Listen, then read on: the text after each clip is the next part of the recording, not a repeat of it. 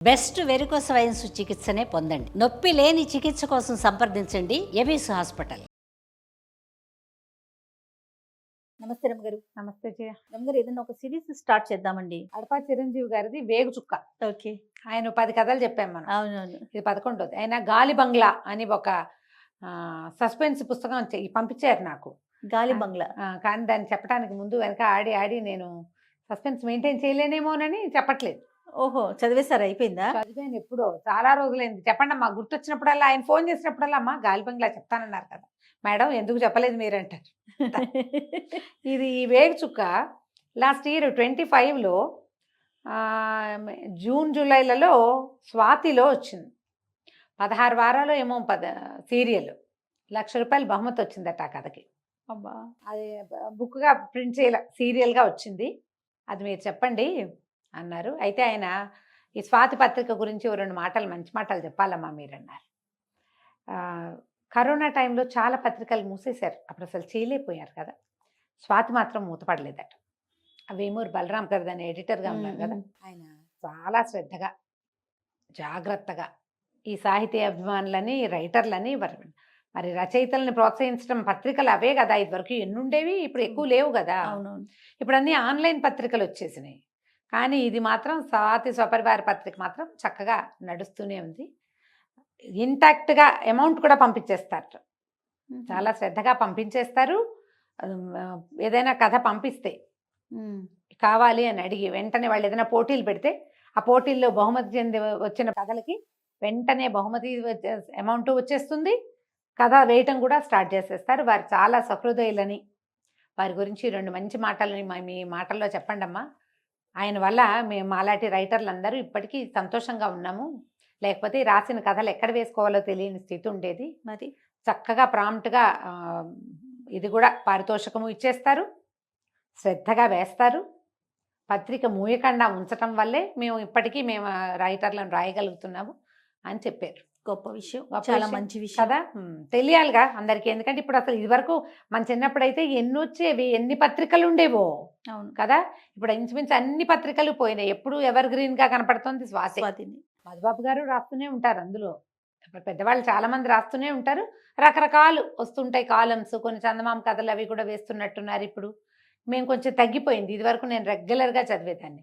ఈ కొన్ని చదవటం కాదు, మన దగ్గర అప్పుడు రోజు పుస్తకం మార్చడానికి ఒక అబ్బాయి వచ్చేవాడు ఎవ్రీడే. విపుల, చతుర అవి కూడా తెచ్చేవాడు. అప్పుడు ఇంకా హాసం అని అవని బోలెడని వచ్చేవి జయ. ప్రభా, జ్యోతి ఎన్ని వచ్చేవో. అదే ఏమీ లేవు. సినిమా పత్రికలు అవి కూడా పోయినాయి. ఇప్పుడు అంతా సోషల్ మీడియానే వ్యాపించి ఉంది. ఇప్పటికీ పుస్తకాలు చదివే వాళ్ళు ఉన్నారంటే ఈ పత్రిక ఒకటి నడుస్తోంది కాబట్టి, ఈ బుక్ చదవాలి, పుస్తకంలోనే చదవాలన్న ఆసక్తి ఉన్న వాళ్ళకి ఇది ప్లస్గా ఉంటుంది. ఇది ఏమిటంటే వేగు చుక్క. కొంచెం మొదటి 1-2 ఎపిసోడ్లలో కొద్దిగా శృంగారపరమైన వ్యవహారంగా కనపడింది కానీ అంతేం లేదు. మిగిలిన కథ అంతా బాగా నడుస్తుంది. ఈ కథ బేస్ అదనమాట. అందుకని మొదటి భాగం కొంచెం సుమారుగా ఉన్నట్టు, అంటే నేను పెద్దగా ఆసక్తికరంగా చదవను కానీ అలాంటివి విషయం చెప్పడానికి ఏముంది, మనం చెప్పచ్చు కదా. ఇప్పుడు ఆ మాటకు వస్తే మన ఇవి కూడా కాశీ మజిలీలు అవి కూడా బోల్డన్ని పెళ్ళిళ్ళు, ఆ ఊరెళ్ళి పెళ్ళి, ఈ ఊరెళ్ళి పెళ్లి చేసుకుంటూ ఉండటమే వాళ్ళ పని. అదే కదా. మనకి విక్రమార్క కథలు కూడా అంతే, ఎన్ని పెళ్లిళ్ళు చేసుకుంటారు. విక్రమార్కుడు మరీ ఘోరం రమ్మ గారు అసలు. ఇది కూడా అలాంటి ఘోరమైన కథే, కానీ బాగుంది. ఓకే, చెప్దాం. ఆయన రాసినట్టు 16 భాగాలు. చెప్పడం వేరు, రాయటం వేరుగా కొన్ని భాగాలు వస్తాయి. మహేంద్ర భూపతి అని ఓ రాజుగారు. ఆయన రాజ్యం పేరు ఏదో ఉంది కానీ నాకు ఇప్పుడు గుర్తు రావట్లేదు. సరే, కాంభోజ రాజ్యం అనుకుందాం, మనం పెడదాం పేరు. ఓకే. సో ఈ కాంభోజ రాజ్యానికి ఈయన మహేంద్ర భూపతి అని రాజు. ఈయన పెద్ద పర్సనాలిటీ, బ్రహ్మాండంగా కనపడడానికి బాగుండేవారు. కథాకాలానికి ఆయన కొన్ని 40 సంవత్సరాలు ఉన్నాయి. ఈయనకి 30 మంది భార్యలు ఉన్నారట. బాగానే కరెక్ట్గా విన్నాము.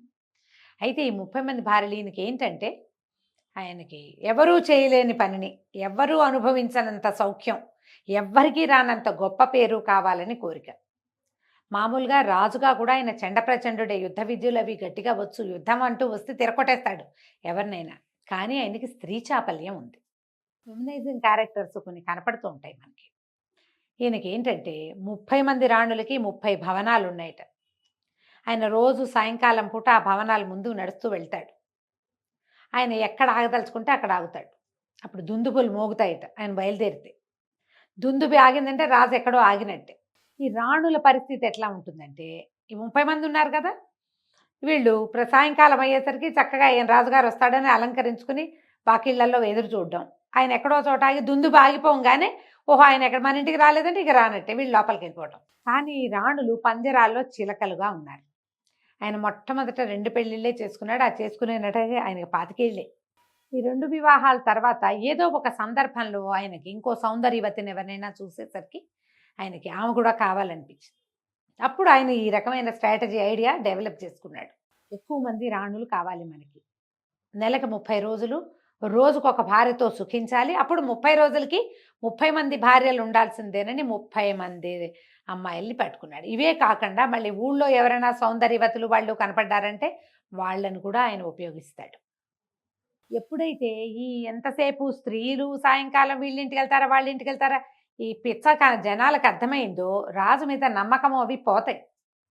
నువ్వు చండ ప్రచండుడివో ఇంకోటో చండమార్తాండుడివో అంతే. అది ఉండదు. ఈయన ఈ స్త్రీలోలత్వం బయటపడుతుంది. వాళ్ళ మిగిలిన ఐడియాలజీ అంతా పక్కకి పోయి ఈ 3 భార్యలని 4 భార్యలని 30 మంది భార్యలని ఇవే మాట్లాడతారు. ఆయన తాలూకు మిగిలిన అడ్మినిస్ట్రేషన్ అంతా గంగలో కలిసిపోయినట్టే. ఎప్పుడు కూడా స్త్రీ వ్యసనం వల్ల ఇలాంటివి వస్తాయి. మీ ప్రతిభ ఏం కనపడదు ఇంకా దాని ముందు. ఈ రాజు పని కూడా అంతే అయింది. ప్రజల్లో ఆయన పట్ల ఒక రకమైన అసహనము అది డెవలప్ అయింది. ఈ సందట్లో ఇక్కడ ఏం జరిగింది, ఈయనంటే ఈయనకి ఇప్పుడు 40 వచ్చినాయి. ఆ పెళ్లి చేసుకునే మొదటి పెళ్లికి 25 ఏళ్ళకి చేసుకున్నాడు. క్రమంగా 2 3 భావం అయింది. ఒక 6 పెళ్ళిళ్ళ తర్వాత ఆయనకు అర్థమైంది తనకి సంతానం కలగదు అని. సంతానం లేదు, 30 మంది ఆడవాళ్ళు ఉండి పిల్లలు లేరు. అయినా ఈయన ఏమనుకున్నాడు, ఓహో ఇంకేముంది సంతానం కలిగేది ఏం లేదు, ఎంతమందితో స్త్రీలతో కావాలంటే అంతమందితో సుఖించవచ్చు. అలాగని దాన్ని 30కి పెంచాడు. ఈయనకి 40 ఉన్నాయి కానీ ఆఖరి భార్యలు 16, 18, 22, 20 ఏళ్ల వాళ్ళే ఉంటారు. మరి చిన్నపిల్లలనేగా చేసుకుంటారు. 40 ఏళ్ల రాజుగారు 38 ఏళ్ల పెళ్లి కూతురు ఇప్పుడు మనం వెతుక్కున్నట్టుగా 2 years గ్యాప్తో చేసుకోరుగా. చిన్నపిల్లలే బాగుంటారు. అంత పెద్ద అయ్యేదాకా పెళ్ళిళ్ళు కాకుండా ఉండేవాళ్ళు కాదు, ఆ కాలము కాదు. ఈయన ఆఖరి భార్యలు ఇంకా ఇంకా చిన్న చిన్న పిల్లలు. ఈ చిన్న పిల్లలు ఒక్కొక్క ఈ రాజు ఏంటి రోజు ఒకటి లైన్గా రాడు, అలా నడుస్తూ ఆయనకి ఏ ఊహ వస్తే ఆ ఊహ ఆ ఇంట్లోకి వెళ్తాడు. ఒక్కోసారి ఒక రాణి దగ్గరికి 3 సార్లు 4 సార్లు వెళ్ళింది కూడా, రోజు అక్కడికే వెళ్ళింది కూడా కనపడుతుంది. ఈ మిగిలిన వాళ్ళందరూ భర్త కోసం వేచి ఉండటం, ఆయన రాకపోవటం. ఎంతకాలం దీన్ని చూస్తారు, తోచద్దు. పైగా కుటుంబాలతో రాకపోక అవి ఉంటే ఏదో ఒక రకంగా ఉండునేమో. ఈ వీళ్ళలో ఒక రకమైన ఇన్ఫెర్టిలిటీ డెవలప్ అయిపోయింది ఈ రాణులందరిలో. ఎవరు మగవాడిని లోపలికి తీసుకురావాలి అన్న ఆలోచనలు వచ్చేసి అక్రమ సంబంధాల వైపుకి వెళ్ళిపోయారు వాళ్ళు. రోజు వెయిట్ చేయటం, రోజుల తరబడి భర్త రాకపోవటం. ఇలాంటి పరిస్థితి ఉన్నప్పుడు పాతివ్రత్యం కుదరదు, నడవక బయట నుంచి మగవాళ్ళు లోపలికి వస్తుండేవాళ్ళు. వాళ్ళని తేవడానికి వీళ్ళు ఎన్ని రకాల మార్గాలు అవలంబించేవాళ్ళు. ఈ రాజుగారు దుందుబి మోగింది, సాయంకాలం అయ్యింది, ఎవరింట్లోకి ఆయన వెళ్ళిపోయాడు. ఆయన కోసం వేచి ఉన్న రాణి ఎన్ని రోజుల నుంచో చూస్తోంది. ఆవిడకి పిసుకు పుట్టిపోయింది. ఈ చెలికత్తెకి చెప్పింది. అప్పుడెప్పుడో ఒకసారి ఒక కుర్రాడు ఇక్కడ పనిచేయడానికి వచ్చాడు కదా, వాడిని తీసుకురమ్మంటే చెలికత్తె చాలా తెలివిగా ఏం చేసింది, కోట దాటి అక్కడి నుంచి ఆ కుర్రాన్ని వెంబడి పెట్టుకొచ్చింది. అది ఎట్లా చేసింది, ఆ అబ్బాయికి ఆడవేషం వేసి తీసుకొచ్చింది. 30 మంది రాణులకి తలుపులు బయట అందరూ ముసలి వాళ్ళు, శతాధిక వృద్ధులు, పెద్ద వయసు ఉన్నవాళ్ళు, చిన్న వయసు ఉన్నవాళ్ళు కాదు, వాళ్ళకు ఉండే సైనికులు. ఆ తాళాలు వేయటాలు అవన్నీ 80 ఏళ్ళు 90 ఏళ్ళు 70 ఏళ్ళు బాగా వృద్ధాప్యంలో ఉన్నవాళ్ళు. వాళ్ళు మరి చిన్నపిల్లలు కదా రాణులు, కాబట్టి వీళ్ళు పెద్దవాళ్ళు. కోట గోడల బయట ఉండేవాళ్ళు చండప్రచండులుగా ఉంటారు. వాళ్ళకి లోపలికి వెళ్ళే అవకాశం లేదు. లోపలికి వెళ్ళే వాళ్ళంతా ముసలి వాళ్ళే. చెలికత్తెలు ఈ ముసలి పరిచారకుల మీదే నడిచేది కథ అంతా. ఈ అమ్మాయి ఏం చేసింది, చెలికత్తె బయటికి వెళ్ళి ఆ కుర్రాడికి ఆడవేషం వేసి లోపలికి తీసుకొస్తే ఈ కోట దగ్గర తలుపులు వేసేవాడు ఉంటాడు కదా, అతను అడిగాడు, ఎవరే ఈ అమ్మాయి అంటే, ఆ అమ్మగారు తీసుకురమ్మన్నారు, లావణ్యమ్మగారు పువ్వులు అల్లడానికి మనిషి కావాలన్నారు, ఆవిడకి పువ్వులు సరదా, మందిరం అంతా అలంకరిస్తారట సాయంత్రాలు, ఇలాంటి మాటలు చెప్పి కుర్రవాడిని లోపల తీసుకుపోయింది. వాడు ఆడవేషంలో ఉన్నాడు. వాడిని తీసుకెళ్ళి రాణిగారి విలాస మందిరంలో పెట్టి రాణికి చెప్పింది, నువ్వు హాయిగా సంతోషంగా గడపచ్చు, నీ విలాస మందిరంలో నీకోసం ఒక కుర్రాన్ని తీసుకొచ్చాను అని. ఈ అమ్మాయి లోపలికి వెళ్ళిపోయింది. ఎప్పుడైతే రాజుగారు ఇంకో భార్యతోటి ఉన్నాడో ఒక భార్యతోటి ఉంటే ఇంకొక భార్య ఎవరో కుర్రవాడితోటి వెనకాల మందిరాల్లో ఉన్నది. తెల్లవారుజాముకి ఇది బయటపడిపోయింది. బయటపడిపోతే రాణి ఆ బయట నుంచి ఆడవేషంలో వచ్చినటువంటి కుర్రవాడు వెంబడి బయటకు తీసుకొచ్చిన చెలికత్తె, ముగ్గురికి శిక్షలు పడ్డాయి. రాణిది అబ్బాయిది తలలు వేళ్లాడు కట్టారు కోటగోడకి, చెలికత్తెకి ఊరి శిక్షేశారు. మరి దానివల్ల కదా ఇది జరిగింది. ఇట్లా బయటపడుతూనే ఉన్నాయి. ముగ్గురు రాణులు మోక్షం పొందారు.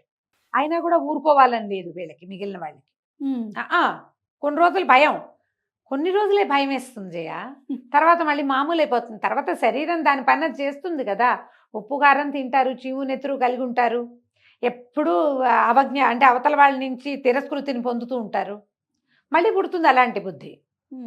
ఇదే గోలగా ఉంటుంది. ఊరంతా చెప్పుకుంటారు, ఇలా జరిగిందిట, ఇట్లా అయిపోయిందిట. రాణిని ఆ కుర్రాడిని చంపేశారు, చెలికత్తెకి ఉరిశిక్షేశారు. ఏమిటి ఈ పనులు? ఇంతమంది రాణులు ఏమిటి ఈ గోల ఏమిటి? ఈ ఆడపిల్లల్ని ఇచ్చేయటం ఏమిటి? వాళ్ళు ఎవరి ఇంటికో ఎవరు ఒక పెదరాయుడు గారి కుమార్తెను చూసి అమ్మాయి వాళ్ళు ఒప్పుకోకపోతే ఆ పిల్లని చంపించేసి భయపెట్టి నానా గందరగోళము చేసి పెళ్ళిళ్ళు చేసి అమ్మాయిని చెప్తే కానీ కుదరని స్థితి కల్పించి, పోనీ నువ్వు వాళ్ళతోటి ఉండగలవా అంటే మనిషివి కదా, నువ్వు మనిషివి కదా. ఒకడే మనిషి ఇంతమందికి ఎట్లా న్యాయం చేస్తాడు? ఇద్దరు లేదా ముగ్గురు. పైగా వాళ్ళకి ఏంటి, కుటుంబాలతోటి వెళ్తే ఇక్కడ జరిగే దుర్మార్గం అంతా అందరికీ తెలుస్తుందని కుటుంబాలతో కలవనివ్వకపోవటం. బందిఖాన, అది జైలు. వీళ్ళకి అలంకరించుకోవడానికి, హాయిగా తినడానికి, తాగడానికి అంతే. వాళ్ళు ఉంటారు, చెలికత్తెలు ఉంటారు, వాకిట్లో ముసలాళ్ళు ఉంటారు. వస్తే రాజు వస్తాడు, రాకపోతే రానట్టే. బాగుంది. ఈ జీవితాలు ఎట్లా బాగుంటాయి? ఏ పంజరంలో ఉన్న చిలకైనా పారిపోవాలనిపిస్తుంది. మనుషులైనా అంతే కదా. ఈ ఊళ్ళో వాళ్ళంతా వింత వింతగా చెప్పుకుంటారు. ఏమిటి ఈ రాజు పద్ధతి ఏమిటి? ఎవడో ఒకడు రావాలి వీడికి బుద్ధి చెప్పేవాడు. ఏముంది, ఎవరో కుర్రాళ్ళు లోపలికి వెళ్తూనే ఉన్నారు, వాడు చచ్చిపోతున్నాడు, ఎవరి కోసం వెళ్ళాడో ఆవిడ చచ్చిపోతుంది, ఎవరిని తీసుకెళ్ళిందో దాన్ని చంపేస్తారు. ఇన్ని చావులు, ఎంతమందిని చంపుతాడు? అసలు ఈ పనే పొరపాటు, ఇదే తప్పు. పోనీ వంశాభివృద్ధి ఉందంటే అది ఎలాగూ సున్నా. ఈ రాజు ఉండకుండా పోవాలి. ఈ రాజుని ఎట్ట తప్పించుకుంటానరా దేవుడా అనుకునేవాళ్ళు ప్రజలు. ఇప్పుడు రాజుగారి దారిని ఆయన లోపల ఏం మలగుంతాలు పడతాడో ఎవ్వడికి తెలియదు. ప్రజలకు ఏం కావాలమ్మా? వేళకి తిండి తిప్పలు, రాజ్యంలో పంటలు పండటం, మంచి పరిపాలన, నీళ్లు సుపరిపాలన. అంటే నీళ్లు వ్యవస్థ అది బాగుండాలి. వ్యవస్థని మించి రాజుగారి తాలూకు దుర్వ్యసనమే బయటపడుతోంది. వ్యవస్థ ఉన్నా రాజుగారి దుర్వ్యవసాయం ప్రజలకి నచ్చదు, కంటగింపుగా ఉంటుంది. వ్యవస్థ ఏదో నడుస్తోంది, వ్యవస్థ కంటే ఎక్కువగా ఈ దురవస్థే నడుస్తోంది. పాపం విసిగిపోయి ఉంటున్నారు వాళ్ళు. ఎప్పుడో ఒకప్పుడు ఎవడో రావాలి, వచ్చి ఈ రాజు పీచమణిచి ఈ రాజును దింపేసేయాలి ముందు. అసలు ఈ ఆడవాళ్ళ వ్యవహారం ఇంత ఉండకూడదు. ఈ గోళలు నడుస్తూ ఉండేవి. అయితే ఈ రాణుల్లో మాళవిక అని ఒక ఆవిడ. ఆ మాళవిక ఒక 16-17 సంవత్సరాల చిన్నది. ఈ అమ్మాయి ఒక వ్యాపారస్తుడి కుమార్తె. దీనికి ఇంకొక వజ్రాల వ్యాపారస్తుడి కుమారుడితోటి వివాహం కుదిర్చారు. వివాహం కుదిర్చాక వివాహం అన్ని వ్యవస్థ అయ్యాక అన్ని ఏర్పాట్లు అయిన తర్వాత రాజుగారు ఈ పిల్లని చూశాడు. చూసి మీ పిల్లని మాకు ఇవ్వమంటే ఈయన సంగతి తెలుసుగా, ఆయన ఒప్పుకోకపోతే సైనికులు వెళ్ళి బెదిరించి మీరు చచ్చినట్టు పెళ్లి చేయవలసిన స్థితి కల్పించి మాళవికను తెచ్చాడు. ఈ పిల్ల ముందు నుంచి ఆ ఇంట్లో అందరితో బాగా ఉండేది, దిక్కు దివాణం లేకుండా ఉంది. ఒక స్నేహితురాలు ఉంది, ఒక చెలికత్తె, మాలతి పేరు బహుశా. వీళ్ళు ఇద్దరు బాగా స్నేహంగా ఉండేవాళ్ళు. అమ్మ నాన్నని చూడాలందని ఏడుస్తూ ఉండేది.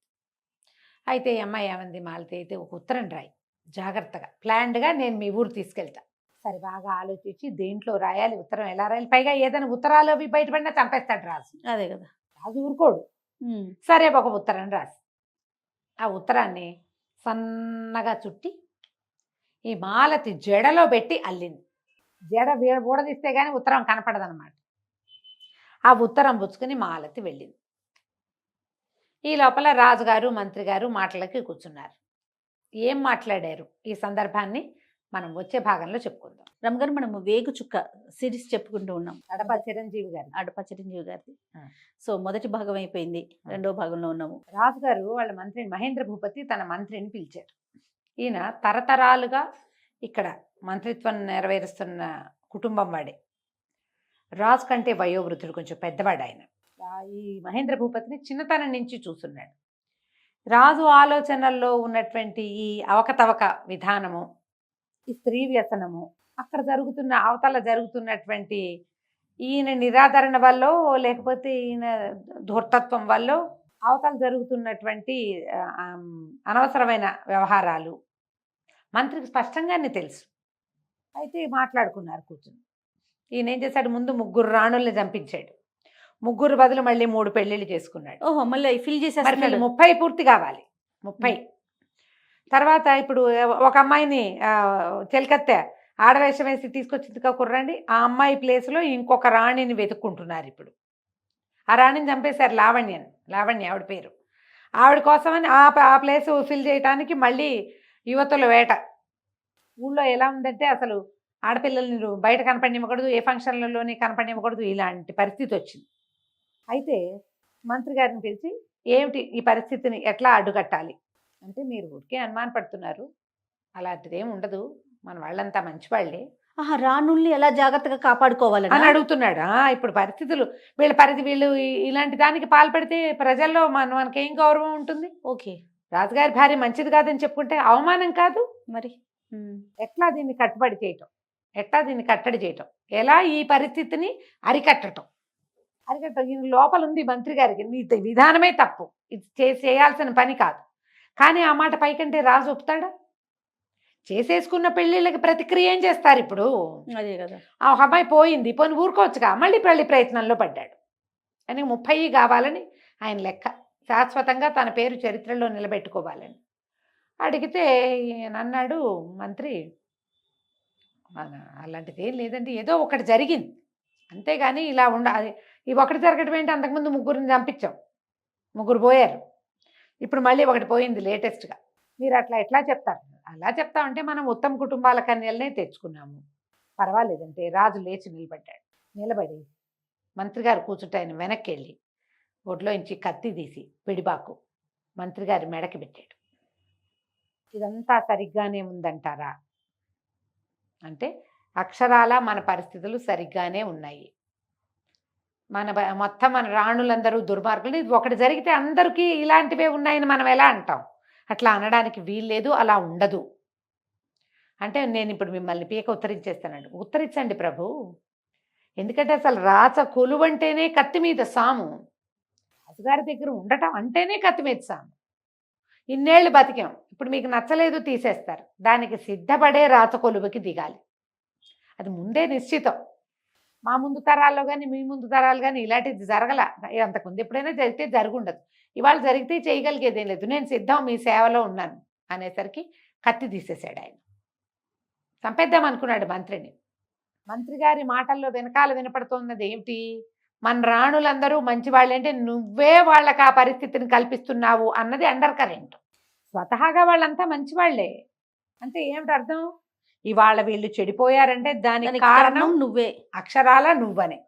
ఆయన అంటల్లా, కత్తి తీసి ఎదురుకుండా నుంచున్నాడు. నేను మిమ్మల్ని చంపేస్తానని మీకు భయం కలగట్లేదు. భయానికి ఏముంది ప్రభు, నేను సిద్ధంగా ఉన్నా అంటే, మన రాణులందరూ మంచివాళ్ళు అంటారని, మంచివాళ్లే, మీరేం చేయొచ్చు? వేగుల్ని ఆల్రెడీ ఈయన ఏం చేశాడు, వేగుల వాళ్ళని పెట్టాడు. తన సొంత ఇంటి మీద, తన సొంత అంతఃపురం మీద వేగుల వాళ్ళు. ఏ నగరుకి, ఏ కోటకి, అదే ఏ భవంతికి ఎవరు వస్తున్నారు, ఎవరు వెళ్తున్నారు, ఎవరెవరు ఏ సమయాల్లో ఏం చేస్తున్నారు, ఏ రాణి యొక్క కార్యకలాపం ఏమిటి అనేది వేగుల వాళ్ళు చూస్తుంటే ఇక ఆడవాళ్ళకి రక్షణ ఏముంది? వాళ్ళు అదేదో చేస్తారని వీళ్ళు ఈ పని చేస్తుంటే నిరంతరాయంగా వేగులే చూస్తుంటారు మన ఇంట్లో ఆడవాళ్ళని. వేగుల వాళ్ళు ఊళ్ళో కూడా ఏం ప్రచారం జరుగుతుందో తెలియాలి. ఊర్లో నుంచి ఏ కుర్రవాళ్ళు, ఈ బిల్డింగుల్లో పనులు ఉంటాయి, తోటమాలీలు వస్తారు దులపడానికి, కడగడానికి, పైన తిరిగి పనులు చేయడానికి, ఏ తేనెపట్లో పడితే వాటిని తీయటానికి, ఫలవృక్షాలు ఉంటే వాటిలో కోయడానికి. ఇవి అందరూ ఈ అంతఃపురంలో ఉన్న ఆడపిల్లలు లేదా ముసలి బొగ్గులుగా ఉన్న తాళాలు తీసేవాళ్ళు, పరిచారకులు చేయలేరు కదా. ఆ పనులకి యంగ్స్టర్స్ కావాలి. వాడు ఎవడైనా లోపలికి వస్తే ఏ రాణి కన్ను ఏ కుర్రాడి మీద ఉందో, ఎంత కాపలా, ఈ కష్టమంతా పడాల్సి వస్తుంది. సరే మంత్రి గారు అన్నాడు, అట్లా కాదండి, వేగుల్ని ఎలాగూ పెట్టారు, ఊరంతా అసహ్యంగా చెప్పుకుంటున్నారు, రాణులకి దేవాలయాలకి వెళ్ళే వెసులుబాటైనా ఇవ్వండి. ఇట్లా పంజరంలో బందీలను చేశాడు కదా వాళ్ళకి ఏ ఫ్రీడము లేదు. దేవాలయానికి వెళ్తే కొంచెం దేవుడు దయము భక్తి వచ్చిందనుకో, ఏదైనా ఇతరత్ర ఐడియాలజీ తగ్గిపోతుంది. దేవాలయంలో ఓ పూజలని, ఓ చదువుకోవటమని, ఓ సహస్రనామాలని, పారాయణలని, భగవత్ వ్యాసంగం ఉంటుంది కదా, ఆ వ్యాసంగం వల్ల ఇతరత్ర ఆలోచనలు కొంచెం తగ్గుముఖం పడతాయి. దేవాలయాలకి వెళ్ళనివ్వండి. అంటే దీనివల్ల ఏమైనా పరిస్థితి మెరుగవుతుందంటారా అని అడిగారు. అవకాశం ఉందన్నాడు మంత్రి. రాజు అన్నాడు, ఒకవేళ దీనివల్ల ఏదైనా సమస్య వస్తే అప్పుడు నేను మిమ్మల్ని సంహరించే పని అప్పుడు చేస్తాను. సంహరించడం అయితే సంహరించడం. వాళ్ళు ఏమైనా చేస్తే ఈయన మంచి వాళ్ళని చెప్పాడు, నువ్వు చెప్పావుగా మంచి అని అంటాడనమాట. సరే, ఇప్పుడు ఈ రాణివాసంలో ఏవో కొన్ని ఏర్పాట్లు మారుద్దాం అనుకున్నారు. ఈ ఊళ్ళో వేగులు వాళ్ళు తిరగటం ఇవన్నీ గోలలు. మాళవిక అనే మహారాణి ఏం చేసింది, మాలతి అనే తన చెలికత్తెకి తల్లిదండ్రుల కోసం ఆ అమ్మాయినే రాజుగారు ఏం చేశాడు, ఈ వజ్రాల వ్యాపారస్తుడి కుమార్తె, అవును. శ్రీపురమో ఏదో వాళ్ళది, అక్కడికి వెళ్ళాలి. ఈ అమ్మాయి ఏం చేస్తుంటే ఈ దండ ఈ ఉత్తరాన్ని సన్నగా చుట్టి మాలతి జడలో వేసేసి పంపించింది. మాలతి పురుష వేషం ధరించి ఆడవాళ్ళ బట్టలు కాకుండా మగవాళ్ళ లాంటి బట్టలు వేసుకుని ఒక గుర్రం తీసుకుని ప్రయాణం మొదలుపెట్టింది. ఏదో పని మీద వెళ్తున్నానని చెప్పింది. ఇక్కడ వాళ్ళు ఎవరు అడగల. మాలతిని అసలు రాజుగారి కంట పండే వల్ల, మాలతి చాలా అందగత్తె. ఈ మాళవిక కంటే ఇది తెలిసిందిగా, ఈయన మందమైన ఆడవాళ్ళని చూస్తే వదిలిపెట్టాడని. రాజుగారు వచ్చే సమయానికి ఆ పిల్లని ఉంచనిచ్చేది కాదు. ఇద్దరు అక్కా చెల్లిలాగా చాలా స్నేహంగా ఉంటాడు, ఒకే వయసు వాళ్ళు. పైగా అమ్మాయి రాచకూతురు కాదు, వ్యాపారస్తుల పిల్ల. వాళ్ళ ఇంట్లో ఉండే వాళ్ళతో అట్లా అక్కా చెల్లి స్నేహం కలుపుకునే పద్ధతి. బాగా దుఃఖపడింది, కానీ ఇంక ఇప్పుడు చేసే దారి ఏం లేదు. లావణ్య దుర్మరణం పాలైపోయింది. ఈ పనులు చేసిన వాళ్ళు ఎవరైనా అంతే. కానీ ఎన్నాళ్ళు ఇట్లా ఈ ఒంటరి జీవితం. ఆ అబ్బాయిని ఎవరినో చేసుకుందామంటే అది పెద్ద ప్రియుడు కాదు, కానీ పెళ్లి సంబంధం కుదిరింది. అది పోయి ఇప్పుడు అవతల వాడు కూడా మనలాంటి వాడే అయ్యి నీకు నువ్వు నాకు నేను మనం ఇద్దరమే అంటే జీవితం వేరేగా ఉంటుంది. 30 మందిలో నువ్వు ఒకదానివి, నీ టర్న్ వస్తే వస్తుంది, లేకపోతే లేదు. అంటే ఏం జీవితం. పైగా దాంతో చుట్టాలు లేరు, పక్కాలు లేరు, పుట్టిల్లు లేదు, గుడి గోపురం అసలే లేదు, బయటికి వెళ్ళే వీలు లేదు. వేగులు వాళ్ళు, నువ్వు అమ్మాయి ఎటు పక్కకు చూసినా అక్కడేముందో చూస్తుంటారు వీళ్ళు. ఒంటరితనం, ఆ దుఃఖాన్ని భరించడం కూడా కష్టమే కదా. ఎన్నాళ్ళు మనకి ఏదైనా రాత కొలువులోకి వెళ్తే కొన్ని రోజులే బాగుంటుంది, అక్కడ బట్టలు బాగుంటాయి, నగలు బాగుంటాయి, తిండి బాగుంటుంది. ఒక 2 రోజులు అన్నీ 2, 3 కట్టుకుని 4, 5 ధరించి 2 పూటలు తిన్నాక వేరే విషయాల కోసం శరీరం మనసు అరువులు చాచేయవు. అందులో అమ్మ నాన్న కావాలి, పెద్దవాళ్ళు ఎవరైనా ఉండాలి, తోడు ఉండాలి, కబుర్లు చెప్పుకోవడానికి మనుషులు కావాలి. యంగ్స్టర్స్ అయితే శరీరానికి రకరకాల ధర్మాలు ఉన్నాయి కదా. ఉత్తరం పుచ్చుకుని వెళ్ళింది మాలతి. ఈ వెళ్ళేసరికి ఆ అమ్మాయి ఊరు దాటేసింది. ఊరు దాటి ఒక అటవీ మార్గం పట్టేసరికల్లా ఆ అమ్మాయికి ఒకడు కనపడ్డాడు. అతను ఒక వేగు, మల్లుడు అలాంటి పేరున్నవాడు. గుర్తుపట్టేశాడు. ఈ అమ్మాయి మగవేషం వేసుకున్నా. ఎక్కడికి వెళ్తున్నావు ఏమిటని ప్రశ్నించాడు. ప్రశ్నిస్తే అమ్మాయి కాస్త అత్తర్లాడింది, కానీ మా చుట్టాలు శ్రీపురం వెళ్తున్నాను, వాళ్ళ ఇంటికి, వాళ్ళకి కాకుండా వేరే ఊరు పేరు చెప్పింది. శ్రీపురం పక్కన ఇంకో ఏదో ఊరు వెళ్తున్నాను, మా బంధువులు ఒకరికి ఒంట్లో బాగుండలేదు, చూడ్డానికి వెళ్తున్నాను అనేసరికి అక్కడ మీ బంధువులు ఎవరు లేరు కదా. కాదులే ఉన్నారంతే. అంటే వాడేమన్నాడు వేగు, పద నేను కూడా వస్తాను నీతో పాటు. ఎందుకంటే ఈ అమ్మాయి యువరాణి రాణిగారి దగ్గర ఉండే చెలికత్తె. ఏం చేయబోతోందో ఈ అమ్మాయిని సోదా చేద్దామనుకున్నాడు. వస్తువులు ఏం లేవు, జళ్ళ ఉంది. వాడు పదే పదే తను కూడా వస్తానంటే, నువ్వు మా చుట్టాల ఇంటికి రావడానికి వీల్లేదు, ఏది మీ వాళ్ళు రాసిన ఉత్తరం చూపించన్నాడు. ఉత్తరం లేదు. వెంటనే వాడేమన్నాడు, అయితే సరే బాగానేది, నువ్వు నాతో గడుపు, నేను నిన్ను వెళ్ళనిస్తాను, లేకపోతే నేను నీ వెనకాల రావాల్సిందే, నీ అంతేమిటో చూసి రాజుగారికి అప్పచెప్పాల్సిందే. ఏం చేస్తుంది ఆడపిల్ల, ఏమనుకుంది, సరే ఎలాగూ నేను మాళవిక కోసం నా ప్రాణాలు ఇవ్వడానికైనా సిద్ధపడే బయలుదేరా, సరే ఆ శరీరం ఏదో వీడికి ఇచ్చేద్దామని ఒప్పుకుంది. సరేనని అబ్బాయి వాడు ఆ నాగమల్లుడు అనేవాడు దగ్గరకు వచ్చి ఒంటి మీద చెయ్యేసేసరికి అలా వెనక నుంచి ఒక పురుష స్వరం వినపడింది. పరాయి ఆడపిల్ల ఒంటి మీద చెయ్యేసినా సిగ్గులేదా నీకు? వెనక్కి తిరిగితే ఒక ఆజానుబాహువైన ఒక యువకుడు గుర్రంతో దిగి నిలబడి ఉన్నాడు. నీకెందుకు, నీ దారిన పొమ్మన్నాడు ఈ వేగువాడు అనేసరికి ఆ అబ్బాయి ఒప్పుకోలు. ఇది అడవా, రాజ్యమా, ఏమిటి, ఎవరు లేకపోతే నీవు ఇష్టం వచ్చినట్టు చేస్తావు. ఒక వారాయి స్త్రీని ఆమెను బెదిరించి ఆమె శీలాన్ని దోచుకోవడానికి ప్రయత్నం చేస్తున్నావు, చూస్తూ నేను ఊరుకోను, నాతో తలపడి తర్వాత ఆమెతో తలపడదు కానీ ముందు అనేసరికి నువ్వు అంత మగాడివా అన్నాడు. వాడు ఊరుకోవాలి. వాడు నేను రాజుగారి వేగుని, నాకు చాలా శక్తులు ఉన్నాయని నమ్ముతారు. చాలామందికి మనుషులకి వాళ్ళ సొంత శక్తి కంటే తమ ఉద్యోగపు పవర్ మీద చాలా నమ్మకం ఉంటుంది. ఈ యువతల వాడు చూస్తే ఇవి కుర్రాడుగా ఉన్నాడు, మంచి ఎత్తరి మనిషి, బాగా దృఢంగా కనపడుతున్నాడు. పైగా ఎవరైనా వెనక నుంచి ఎంత మాటైనా అనగలిగాడంటే మనకి ఏదో తెంపర్తనం ఉంది. వీడికి ఏంటంటే అధికారమైన బలం ఉంది కాబట్టి ఈ అమ్మాయి ఎలాగో మా వంటింటి కుందేలు, ఇది ఎక్కడికి పోదు. రేపొద్దున ఇక్కడ ఏదైనా తేడా వచ్చినా వీడు పోయి మళ్ళీ నగరానికి వచ్చి ఈ పిల్లని నేను ఆ దారికి వెళ్తుంటే చూశానంటే దీన్ని పట్టేస్తారు వాళ్ళు. కత్తి దూసాడు. అవతల అబ్బాయి ఊరుకోలే. ఆ కుర్రాడు కూడా రాజపురుషుడిలాగా ఉన్నాడు. కత్తి తీశాడు. నేను చాలా బలశాలని నమ్మే నాగవల్లుడు కాసేపట్లో కిందెట్టు మీదెట్టు అయిపోయాడు. వల్ల కాల దెబ్బలు తగిలేసినాయి గట్టిగా. ఇక పారిపోయాడు. అక్కడి నుంచి పరిగెత్తుకుంటూ వెళ్ళిపోయాడు. అతను కత్తి వరలో పెట్టుకుని ఈ అమ్మాయి కూడా బెదిరింది. ఏం చెయ్యాలో తెలియలా. ఇప్పుడు వెళ్ళిపోవాలో వద్దో తెలియటల్లా. తను నాగమల్లుడికి దొరికేసింది. ఇప్పుడు వాడు మరణించకుండా ఉంటే వాడు రేపు పొద్దున ప్రమాదకారే. ఇప్పుడు ఎదుర్కొంటా ఉన్నవాడు ఎవరో కూడా తెలియదు. ముందున్నవాడైతే నేను గుర్తుపెట్టా, వీడు ఎవడో తెలియదు. నిలబడి నేను దండం పెట్టింది. బాబు సమయానికి కాపాడారు, మీరెవరండి ఏమిటండి అంటే అతను ఆ పక్క రాజ్యానికి యువరాజు. పక్క రాజ్యం రాజుగారు, పక్క రాజ్యం మాది అన్నాడు. రాజుగారు చాలా గొప్పవారు, ఆయన చాలా అద్భుతమైన వాడు అనేసరికి నేను ఆ రాజుగారి కుమారుణ్ణి, నా పేరు శశికాంతుడు, నేను నా స్నేహితుడు చిత్రవ్రతుడు అనేవాళ్ళు మేమిద్దరం కలిసి అడవిలోకి వచ్చాము. అతను కొంచెం విశ్రాంతి తీసుకుంటుంటే చుట్టుపక్కల ఏమున్నాయో చూడ్డానికి వస్తుంటే వీడు కనపడ్డాడు నాకు.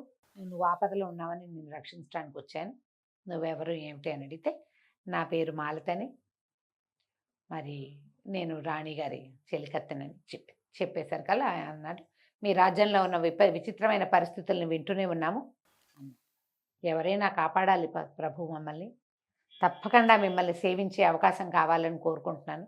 ఇవాళ నా ప్రాణాలు మాన ప్రాణాలు రక్షించారు మీరు, మీకు ఎన్నో కృతజ్ఞతలని పదే పదే ఆయనకి దండాలు పెట్టి ఒక సత్రం వీళ్ళు ఈ అమ్మాయి ఉండేది ఆయనకి అంటే ఎవరినైనా కలుసుకోవటానికి కోసం పెట్టుకున్న ప్లేస్, అక్కడికి ఎట్లా రావాలో అక్కడికి వచ్చినప్పుడు తనకు ఎట్లా కబురు చేయాలో అతనికి వివరంగా చెప్పి ఊర్లో గనక వస్తే మా రాజ్యంలోకి వస్తే నన్ను కలుసుకోండి తప్పకుండా, నేను మీకు ఏది కావాలన్నా చేయించి పెడతాను అని చెప్పి అతనికి చెప్పింది. మంచి పొడగరి చాలా చక్కగా ఉన్నాడు, ముందు సంస్కారిగా కనపడుతున్నాడు. ఈ అమ్మాయి ఏం చేసింది, ఆయన వెళ్ళొస్తానని చెప్పి గుర్రం ఎక్కి తన దారిని తను శ్రీపురానికి వెళ్ళిపోయింది.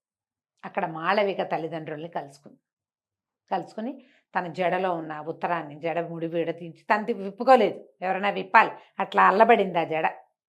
విప్పించి అందులో ఉన్న ఉత్తరంలో ఉన్న విషయాలన్నీ వాళ్ళు తెలుసుకున్నారు. ఈ రాజుగారి పద్ధతి, అక్కడ జరుగుతున్న అరాచకము, ఇతర రాణులతో వస్తున్నటువంటి రకరకాల ఇలాంటివి ఇవే పూర్తి వివరంగా ఉన్నాయి. వాళ్ళు పాపం ఇంకేం చేస్తారు, పెళ్ళైపోయింది, ఇక చేయగలిగేది ఏం లేదు. ఎంతో దుఃఖించారు, మేము బాగానే ఉన్నామని చెప్పారు. మళ్ళీ ఒక తండ్రి స్వహస్తాలతో ఒక ఉత్తరం రాసి కూతురల్లిని విచిత్రమైన జడలాగానే తల్లి కూడా అల్లి ఆ ఉత్తరం అందులో పెట్టి మాలతిని వెనక్కి పంపించారు. ఈ మాలతి మళ్ళా రాజ్యంలోకి వచ్చేసింది. బండి గుర్రం వేసుకుని వచ్చి ఈ రాణిగారిని కలుసుకున్నాక సరే ఇద్దరు ఒకళ్ళనొకళ్ళు కావలించుకుని కసుకి అమ్మ నాన్నని చూసి వచ్చింది కదా, నువ్వు ఎంతో సహాయం చేసావు, నీ వల్ల మా అమ్మ నాన్నలు నువ్వే వెళ్ళి నువ్వు చూస్తే నేను చూసినట్టే ఉంది నాకు అంటే, సరే వెళ్ళేటప్పుడు చాలా ప్రమాదం ఎదురైందమ్మా, ఇట్లా వాడు ఒకడు అడ్డం పడ్డాడు, వేగులవాడు, మన పక్క రాజ్యపు యువరాజు శశికాంతుడట ఆయన పేరు, ఆయన రక్షించాడంటే ఆయన తీసుకురాపోయావా అంతే, తీసుకురా వచ్చే వెసులుబాటు లేదు, ఆయన ఏదో దీని మీద వచ్చేట పని మీద అడవిలో ఏదో చూస్తున్నామన్నారు, నేను కానీ ఆయనకి ఎట్లా రావాలో చెప్పాను, వస్తే చూద్దాం అని చెప్పుకున్నారు. ఉత్తరం చూసుకుని సంతోషించింది అమ్మడు. ముందేం జరుగుతుందో చూడాలి. ఈ చిత్రవ్రతుడు అనే స్నేహితుడితో కలిసి వచ్చిన శశికాంతుడు అడవిలో 4 పక్కలా చూసి వాళ్ళ దారిన వాళ్ళు ఇంకో పక్కకి బయలుదేరారు. ఒకవేళ ఈ రాజ్యంలో ప్రజలంతా ఎవడో ఒకడు రావాలి, వీడంతు చూడాలి అనుకుంటున్నారు, అతడు ఇతడేనా, మరి వివాహిత అయిన మాళవికతోటి ఇతను ఎట్లా ఉండబోతాడు, రేపొద్దున ఏం జరుగుతుంది ఈ కథలో మనం వచ్చే భాగంలో తెలుసుకుందాం. రమ్మగారు, మనము అడప చిరంజీవి గారిది వేగుచుక్క చెప్పుకుంటూ ఉన్నాము కదండి, చాలా ఇంట్రెస్టింగ్ ఉంది స్టోరీ మాత్రం కదా. అవును, చాలా ట్విస్టులు, కానీ పేర్లు కూడా చాలా ఎక్కువ ఉన్నాయి కదండి. పేర్లు ఎక్కువ ఉన్నాయి, రాణుల పేర్లు, రాజుగారి పేర్లు, స్నేహితురాళ్ల పేర్లు గందరగోళంగా ఉన్నాయి. గుర్తున్నంత మటుకు చెప్తున్నాను, కొన్ని పేర్లు నేనే పెట్టేస్తున్నా, ఆయన పాప వేరే పేర్లు పెట్టారు, నేను ఆ పేరు మనకి నచ్చిన పేరు మనం పెట్టుకోవటమే. ఒక యువరాజు కనిపించాడు విమలకి, ఆమెని వీరమల్లుడు అనే ఒక గూఢచారి నుంచి రక్షించాడు. అతను చిత్రవ్రతుడు, వాళ్ళిద్దరు కదంబ రాజ్యపు రాజకుమారుడు. అవును, అతను వివిధ ఊర్లను చూడడము, చుట్టుపక్కల ఉన్న రాష్ట్రాలు, చుట్టుపక్కల రాజ్యాల్లో ఉన్న సిటీలు, టౌన్లు వాటిని పరిశీలించాలన్న ఉద్దేశంతో బయలుదేరారు అడవిలో స్వేచ్ఛగా తిరగటానికి. అయితే వీళ్ళు ఎప్పుడు ఈ విమలని రక్షించిన తర్వాత విమల వచ్చేసింది. మళ్ళీ మాళవికకి వాళ్ళ అమ్మా నాన్న రాసిన ఉత్తరం ఇచ్చింది. ఈ కథ నడుస్తుంది. ఆ రోజు ఏమైందంటే ఈ శశికాంతుడు, చిత్రవ్రతుడు వాళ్ళు అడవిలో నడుస్తుంటే, చిత్రవ్రతుడు అంత ధైర్యస్తుడు కాదు, కొంచెం పిరికివాడు కూడా. కానీ పరమసాహసి అయిన రాజకుమారుడితో పాటు వెళ్తే ఏదో కొంచెం మనకు కూడా వస్తుంది కదా అని ఏదో కత్తి కటారు పెట్టుకున్నాడు, కానీ అంత జోరైన వాడు కాదు. వీళ్ళిద్దరూ నడుస్తున్నారు. దూరంగా వాళ్ళకి ఒక 3 అమ్మాయిలు కనపడ్డారు. కరవా పల్లెటూరు వాళ్ళుగా ఉన్నారు. ఒక అమ్మాయి చాలా అందంగా ఉంది. 2 పర్వాలేదు పిల్లలు, వయసులో ఉన్న ఆడపిల్లలు ఇట్లా చేతులు దగ్గర పెట్టుకుని భయపడుతున్నట్టున్నారు. ఇతను గబుక ఏదో అనబోయాడు. ఈ శశికాంతుడు నోరు మూసేశాడు. ఆగని. ఎందుకంటే ఈ 3 పిల్లలకి ఎదురుగుండా ఒక సింహం నిలబడి ఉంది. అది నిశ్శబ్దంగా చూస్తుంది. వీళ్ళు ఏదైనా మాట్లాడితే అది అటు దూకుతుందో ఇటు దూకుతుందో. ఏమన్నాడు, నీ చెట్లు అవి ఎక్కడం వచ్చా అంటే, నాకు ఎక్కడం వచ్చు, సింహం ఎదురుకుండా కనపడుతోంది అనేసరికి ఏదో ఒకటి చెయ్యి, ప్రయత్నం చేయమన్నాడు. ఈ చిత్రవ్రతుడు పరిగెత్తుకుంటూ ఉడతలాగా వెళ్ళి చెట్టెక్కేసాడు. సో మగపిల్లాడు పంచగించ ఉండి సులువుగా ఎక్కగలుగుతారు. మగపిల్లాడు అవ్వడం ఒకటే కాదు, వాళ్ళ బట్టలు కూడా, బట్టల వల్ల. రెండోది, మగపిల్లల్లో ఉండే ఒక రకపు తెంపరితనం సాధారణంగా కొంచెం ఆడపిల్లల్లో తక్కువ ఉంటుంది. అవునండి. మన చెట్టెక్కేయగలం అవన్నీ నమ్మలేరు, వాళ్ళు భయపడతారు, ఎక్కుతారు తర్వాత, కానీ ముందు భయం ఉంటుంది. ఈ ఆడపిల్లలు 3 పరిగెడదామని ఉంది, కానీ వాళ్ళకి చెట్టు ఎక్కగలమన్న నమ్మకం లేదు. దానితో ఇంత పెద్ద పెద్ద పరికిణీలు, ఓణీలు, జళ్ళు, బట్టలే అడ్డపడిపోతాయి. ఉణికిపోతున్నారు ఆ సింహాన్ని చూసి. ఇతను ఏం చేశాడు, శశికాంతుడు కబుక్కుని చప్పట్లు జరిచాడు. ఉలిక్కిపడ్డారు వాళ్ళు, ఉలిక్కిపడ్డారు, ఈ సింహము ఉలిక్కిపడింది. ఈ ఉలిక్కిపడిన సింహము సులువుగా ఇతను కొంచెం దగ్గరలో ఉండేసరికి ఇతని వైపుకు దూకింది. దూకంగానే 3 ఆడపిల్లలు పరిగెత్తుకుంటూ వెళ్ళి చెట్ల చాటున ఉంచున్నారు. చెట్టు ఎక్కలేరు. ఇక లంఘించింది సింహం ఇతని మీదకి. యథాశక్తి చేయగలిగినంత యుద్ధం చేశాడు. కిందకి మీదకి ఏంది, దాన్ని తప్పించి బెదిరించాలనుకున్నాడు, చంపేయాలన్న ఓ ధోరణి లేదు. కానీ పైకెక్కిన చిత్రవ్రతుడికి ఏమనిపించింది, అతని దగ్గర మంచి పిడిబాకుంది, ఎప్పుడో రాజుగారు వాళ్ళ నాన్నకి ఇచ్చింది, మంత్రి కుమారుడు అతను. అది బొడ్లో పెట్టి తెచ్చుకున్నాడు. ఆ కత్తి పడేస్తే చాలు శశికాంతుడికి. ఆ సమయంలో వాళ్ళు ఏం చేశారు, మంచినీళ్ళు తాగడానికి ఈ ఈ నడువులకి కరవాలాలు అవి ఉంటాయా, అవి తీసి పక్కకు పెట్టారు. అతని దగ్గర కత్తి కూడా లేదు. ఓహో. ఇక ఏం చేశాడు, అటు చూసి ఇటు చూసి సింహందే పై చేయిగా కనపడుతోంది. అమ్మో ఏదైనా చేసేస్తుందేమో అని అనిపించింది. కత్తి పడేసేసరికల్లా కరెక్ట్గా సింహం మీదకి దూకపోయింది. మళ్ళీ ఆ కత్తి అంది. ఆ కత్తి పెట్టి సింహం మెడ మీద కొట్టేశాడు. ఇంతది కొట్టేసరికల్లా గట్టి మర్మస్థానంలో తగిలింది సింహం. గాండ్రమంటూ మీద పడింది, కానీ ఆ దెబ్బకి ఇంకా దాడి చేయలేకపోయింది. ఎదురుదాడి మెల్లిగా ఒరిగిపోయింది పక్కకి. అలాగా సింహాన్ని తన మీద నుంచి తోసేశాడు. ఆ సింహం మెల్లిగా మిగిలిన మెడ తాపిగా తెగి మరణించింది. ఈ 3 అమ్మాయిలు వచ్చారు, సమయానికి రక్షించారు. మీరు రాకపోతే చచ్చిపోయేవాళ్ళం. ముందు భయంతో చచ్చిపోతారు. అవును అవును. సింహం మీద దూకితే అంతది, అది ఏ 300-400 కేజీలో ఉంటుంది. దూకుతుందన్న ఫీలింగ్ తోటే అయిపోతారు కదా. సరే మీరు ఎవరు, ఎక్కడ, ఏమిటి అని కనుక్కున్నాడు. కనుక్కుంటే వీళ్ళు మన ముందు కాంబోజ రాజ్యం ఉంది కదా, మహేంద్ర భూపతిది. ఆయన రాజ్యంలో చివరిగా ఉండి ఈ కదంబ రాజ్యానికి దగ్గరలో ఉన్న బ్రహ్మపురం అనే ఊరు వాళ్ళు తండ్రి ముకుందుడని, ముకుంద స్వామిని ఒక రైతు. ఆ రైతు కుమార్తె పెద్ద అమ్మాయి. ఆ పిల్లల్లో అందంగా ఉన్న అమ్మాయి పేరు రాగమంజరి. మిగిలిన వాళ్ళిద్దరూ ఆ అమ్మాయి యొక్క స్నేహితురాళ్ళు. పేర్లు కూడా చెప్తారు. మేము 3 చంద్రగిరిలో ఇప్పుడు గాజులు అవి బాగా దొరుకుతాయి. ఇది గాజులు అమ్మే కాలము. ఎక్కడి నుంచో వచ్చి కొంతమంది ఇప్పుడు పెడతారు. అందుకని అవి కొనుక్కోవటం కోసం మేము 3 బయలుదేరాము. గాజుల కోసం బయలుదేరాము. అంటే మరి వేరే ఊరు వెళ్ళాలి, దానికోసం 3 ఉన్నారుగా. పట్టపగలు ఏమవుతుంది, ఎవరో ఒకళ్ళు నడుస్తూ ఉంటారనుకున్నారు. ఒక్కొక్క టైం ఏంటంటే ఏ భోజనాల వేళకో అందరూ ఆగిపోతే వీళ్ళు నడిచారనుకో, వీళ్ళే ఉంటారు అడవిలో. అవును. పూర్వం ఏం చేసేవాళ్ళు, భోజనానికి ప్రత్యేకమైన సమయము, ప్రత్యేకమైన స్థలాలు ఉండేవి. అక్కడ అందరూ తింటే అందరూ ఓసారే బయలుదేరేవాళ్ళు. చిన్న చిన్న గుంపులుగా ఒక 10 అడుగులు 20 అడుగుల గ్యాప్తో నడిచిపోయేవాళ్ళు. ఆడపిల్లలు వచ్చేటప్పుడు సులువుగా వచ్చేసారు. ఇది వెళ్ళే దారి పట్టారు. ఈ వెళ్ళే దారిలో ఏమైంది, అందరూ పాటసార్లు అందరూ ఎక్కడికక్కడ చెట్ల కింద ఆగారు. వీళ్ళు చీకటి పడకుండా వెళ్ళిపోదామని ఒక రవ అంగం ముందుకేసేసరికి సింహానికి దొరికేశారు. సరే మీరెవరు ఏమిటి ఇంకా చెప్పల వీళ్ళు తమ సంగతి. వాళ్ళు కొనుక్కున్న సామాన్లన్నీ ఒక మూటలో ఉన్నాయి. గబాలను పరిగెత్తుకుంటూ వెళ్ళి ఆ సింహం కంగారులు ఎక్కడో బారేశారు. దాన్ని తెచ్చుకున్నారు. ఈ జడలో పెట్టుకునే రకరకాల వస్తువులు, గాజులు అవన్నీ కొనుక్కున్నారు ముగ్గురు. ఆ మూట పుచ్చుకున్నారు. చూస్తే ఈ మన శశికాంతుడికి దెబ్బలు తగిలినాయి గట్టిగానే. సింహంది మొహం మీద ఒక చోట గీరిపోయింది, మెడ మీద, చేతుల మీద, చొక్కా అక్కడక్కడ నెత్తురు మరకలు, డాగులు కనపడుతుంది. ఈ అమ్మాయిలు కంగారు పడ్డారు. అయ్యో అయ్యో దెబ్బలు తగిలినాయి అంటే పర్వాలేదన్నాడు. కానీ అట్లా కాదు, ఏదో ఒకటి చెయ్యకపోతే ఈ సింహం ఇంతకుముందు దేన్ని చంపిందో దాని గోళ్లల్లో వాటి తాలూకు ఏమైనా ఉండిపోతే అవన్నీ ఇబ్బంది అవుతాయి, మంచిది కాదు. కాబట్టి మా ఊరు రండి అని పిలిచారు. సరే ఇద్దరు తమ గుర్రాలని లాక్కుంటూ బయలుదేరారు. ఈ వెళ్తూ ఉండగా ఊరికే ఒక మాట వరుసకి మీ రాజ్యము రాజుగారు గురించి వచ్చేసరికి అలా రాజులు ఎంత దుర్మార్గులుగా ఉంటారో, రాజులంటే ఎంత అయిష్టమో ఆ అమ్మాయి లిస్టల్లే చెప్పింది. ఆ రాగమంజరి పరమ దుర్మార్గుడు మా రాజు. దాంతో మా ఊళ్ళో ఆడపిల్లలు ఎవ్వరూ బయటికి రారు. ఇప్పుడు ఎవరు సైనికులు రాని కాలం కాబట్టి మేము వచ్చాం. సైనికులు వచ్చే తిరిగే కాలం అయితే అసలు మేము రానే రాము, బయటికి రానివ్వరు మమ్మల్ని. మా స్వతంత్రాన్ని పాడు చేశాడు రాజు. ఆయన మంచివాడు కాదు. దాంతోపాటు వీళ్ళు పన్నులు వసూలు చేయటాలు అవన్నీ చాలా కఠినంగా ఉన్నాయి. ఆయనకి 30 మంది పెళ్ళాలు, 30 భవనాలు, 30 మందికి తలా ఒక 30 మంది సైనికులు, చెలికత్తెలు, వాళ్ళకి తిండి తిప్పలు, వీళ్ళకి నెలసరి సరుకులు. మరి ఆ డబ్బంతా ఎక్కడి నుంచి వస్తుంది? ప్రజల నుంచి. మరి ఇక్కడి నుంచే రావాలి. దాంతో అతను డబ్బులు నిరంకుశంగా వసూలు చేయటం, పన్నులు, ఏదైనా యుద్ధం అనగానే ప్రతివాడు రావాల్సి రావటం, అవన్నీ ఏదో వెగటుగా అయిష్టంగా మాట్లాడింది, ఇబ్బందిగా ఉంది. దాంతో నేను రాజకుమారుడిని అని చెప్పలైతను. రాజులంటే అయిష్టం, ఈ పిల్లని చూస్తే ముచ్చటగా ఉంది, అందుకని కామ్గా ఊరుకున్నాడు.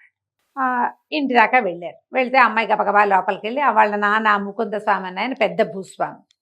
ఆయన ఏమమ్మా ఇంత ఆలస్యమైంది ఏదో అడిగాడు. నాన్న ఇట్లా సింహం కనపడింది, ఆ అడవిలో ఉన్నవే 2-3 సింహాలు, అది మాకు ఎదురుపడింది. కొంతమంది వస్తూ ఏం చేస్తారు, డప్పులు అవి మోగిస్తారు, అడవుల్లో రాకుండా ఉంటాయి. ఒంటరిగా ముగ్గురే వెళ్తుంటే ఏం డప్పులు ఏమీ లేవు. దాంతో ఆయన కంగారు పడ్డాడు. వైద్యుడిని పిలిపించాడు. ఈ అబ్బాయికి కొంచెం వైద్యం చేయించారు. ఎవరినైనా ఏ ఊరినైనా అని అడిగారు. ఇప్పుడు చెప్పాలి, మీరు బాగా ఆలోచించి. మేము నేత వ్యాపారులం అండి, మా నాన్నగారికి మగ్గాలు ఉన్నాయి, మేము పట్టు వస్త్రాలు, తర్వాత ఏమో వెండి బంగారాలతోటి ఇవి వస్తువులు, చిన్న చిన్న వెండితోటి వస్తువులు చేయించి అమ్ముతాము అని చెప్పి. పక్కన చిత్రవ్రతుడు ఉన్నాడుగా, ఈ వ్రతుడిని అడిగారు. బాబు మీరేమిటంటే బాగా ఆలోచించి, మంత్రి గారు అబ్బాయి నేను చెప్పకూడదు, మా నాన్నగారు వీళ్ళ నాన్నగారి దగ్గర పనిచేస్తారండి, మేమిద్దరం ఫ్రెండ్స్ అండి అన్నాడు. ఎలాంటి వస్త్రాలు నేస్తారు, ఎలాంటి వస్తువులు చేయిస్తారంటే ఈ అబ్బాయి ఊహకు వచ్చినవేవో 4-5 మాటలు చెప్పాడు. ఆ రాత్రి కొంచెం చక్కగా వైద్యం చేయించారు, వేడి పాలు కల్పించారు, ఏదో అన్నం పెట్టారు, రాత్రి పక్కలేయించారు, పడుకున్నారు. ఒక పూటైనా ఆగితే తెల్లారేసరికి జ్వరం వచ్చేస్తుంది దెబ్బలు తగిలితే. 2 రోజులు 3 రోజులు ఉన్నారు వాళ్ళ ఇంట్లోనే. ఈ శశికాంతుడికి ఈ రాగమంజరికి బాగా స్నేహం కలిసింది. కళ్ళు చూపులు మార్చుకుంటున్నారు ఇద్దరు. చిత్రవ్రతుడికి అర్థమైంది రాజకుమారుడి అమ్మాయి ప్రేమలో పడ్డాడని. కానీ ఊరుకున్నాడు, అతనేం చెప్పకుండా మనం ఎందుకు చెప్పాలి అని. సరే 3వ రోజున వెళ్ళొస్తామని చెప్పి మెల్లిగా బాయ్ చెప్పి వెళ్ళిపోయారు. కానీ వారానికి 2 సార్లు 3 సార్లు ఇక్కడికి ఈ ఊరు వచ్చి ఈ అమ్మాయిని కలుసుకుంటూ ఉండేవాడు. మొదట ఒక 10 రోజులు రాల. ఎంతసేపు ఆలోచిస్తుంటే చిత్రవ్రతుడే ఎంకరేజ్ చేశాడు. అంత నచ్చితే వెళ్ళి చూసి రావచ్చు కదా అని. చూసి రావాలంటే మనదేం వ్యాపారం, నేత వ్యాపారం అని చెప్పేమా.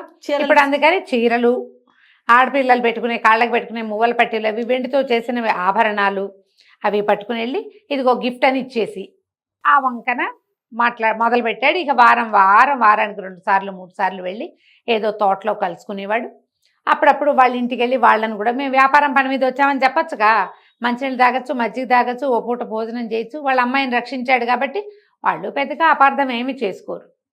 ఇలా తిరుగుతూ వస్తున్నాడు. ఒక్కసారి కూడా తను రాజకుమారుణ్ణని చెప్పలే. ఈ ప్రేమ కథ నడుస్తోంది. ఈ మహేంద్ర భూపతి కాంభోజ రాజ్యంలో రాజుగారు ఒక భార్యను చంపేశాడా. ముందు 3 పోయారు, అందరినీ పెళ్లి చేసుకున్నాడు, 3 బ్యాలెన్స్ ఫినిష్ చేశాడు. ఇప్పుడు ఒక అమ్మాయిని చంపేశారు, లావణ్య, ఆమెను సంహరించారు. ఆ ప్లేస్లోకి ఇంకొక రాణి గారి కోసం వెతుకుతున్నారు. వీళ్ళు ఏమనుకున్నారంటే రాజు ఇంకో ప్రయత్నం చేస్తున్నాడు.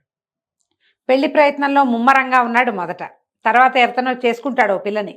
నెల రోజుల పాటు ఆవిడకి చుక్కలు చూపించి ఆ అమ్మాయితోటే ఉంటాడు, మన జోలికి రాడు. ఈ నెల రోజులు ఆయన వాళ్ళ ఇంటికే వెళ్తాడు. ఈ దండోరా మోగటము, ఆయన రావటము, దుందుబులు మోగటం, ఎవరింటికి వస్తాడో అని వెయిట్ చేయటం ఏమీ లేదు. ఫస్ట్ ఎవరిని చేసుకుంటే ఇక వాళ్ళ ఇంటికి, ఈ కొత్తగా ఎవరిని కొత్తగా ఎవరు చేసుకుంటే వస్తే వాళ్ళు. వాళ్ళ ఇంటికి వెళ్తాడు. అది అట్లా చేశాడు. ఇప్పటికి 2-3 సార్లు జరిగింది. వీళ్ళందరికీ తెలిసిపోయి మనం ఒక ప్యాటర్న్ ఫాలో అవుతున్నాం అనుకో, చుట్టుపక్కల వాళ్ళకి తెలిసిపోతుంది కదా వీళ్ళు. కాబట్టి మన జోలికి రాడు, మన ప్రయత్నం మనం చేసుకుందాం అనుకున్నారు. వీళ్ళు ఎవ్వరూ ఆ ప్రయత్నాలు మానల. ఎవరో ఒక స్నేహితుల్ని లోపలికి రప్పిస్తూనే ఉన్నారు. రకరకాలుగా జాగ్రత్త పడుతున్నారు అంతే. ఎక్కడ లూప్ హోల్ దొరుకుతుందా అని చూస్తున్నారు. అయితే వీళ్ళలో ఏంటంటే చెలికత్తెలకి విపరీతంగా డబ్బులు ఇస్తారు. వాళ్ళేగా మేనేజ్ చేయాల్సింది, వాళ్ళు మేనేజ్ చేయాలి. అయితే ఏమైందట, రాజుగారు పెళ్లి సంబంధాల కోసం ఊరి మీద పడ్డారు. గూఢచారులంతా ఊరి మీద పడితే ఊళ్ళో జనం కూడా ఎప్పుడైతే ఈయన ఇంక మళ్ళీ పెళ్లి కూతురుని చూస్తున్నాడు, వాళ్ళకి తెలిసిపోయింది లావణ్యాన్ని సమ్మరిచ్చాడంటే 30వ అంక పూరించడానికి రోడ్డును పడతాడు రాజు అని, ఊళ్ళో పడతాడు అని. ప్రతి వాళ్ళు మాకు పెళ్ళుందని చెప్పదని చుట్టుపక్కల ఇళ్ళని కూడా మేనేజ్ చేసేసుకున్నారు. చుట్టుపక్కల వాళ్ళని కూడా చెప్పనివ్వలేదు. ఇక అందమైన ఆడపిల్లలు ఎవరింట్లో ఉన్నారు అని అన్ని ఊళ్ళు, పైగా ప్రతి ఊళ్ళోనూ పత్తేదారులు ఉన్నారు. ఒక వ్యాపారస్తుడి కూతుర్ని చూశారు, కుందనవల్లి అమ్మాయి పేరు. నిజంగానే అది కుందన బొమ్మ ఆ పాప. అయితే రాజు తండ్రి ఏమో ఒప్పుకోలేదు, బంధువులేమో తిరగబడ్డారు. ఇవ్వం మేమేమో అసలు రాజు మాకు వర్ణ సంకరం అవుతుంది, మేమేమో వ్యాపారస్తులం, నువ్వేమో రాజువి, నీకు ఇవ్వడానికి మాకు కుదరదన్నారు. వర్ణ సంకరం ఎక్కడవుతుంది, రాజుకు అసలు సంతానమే కలగదు, అదేగా పాయింట్ ఇక్కడ. అయితే ఈయన సైనికులను తీసుకుని వాళ్ళ మీద పడ్డాడు. యథాశక్తి యుద్ధం చేశారు. పెళ్లి కుమార్తె తండ్రిని కూడా సంహరించి పిల్లని తెచ్చుకున్నారు. కుందనవల్లిని తెచ్చారు, బ్రహ్మాండంగా పెళ్లి చేసుకున్నారు.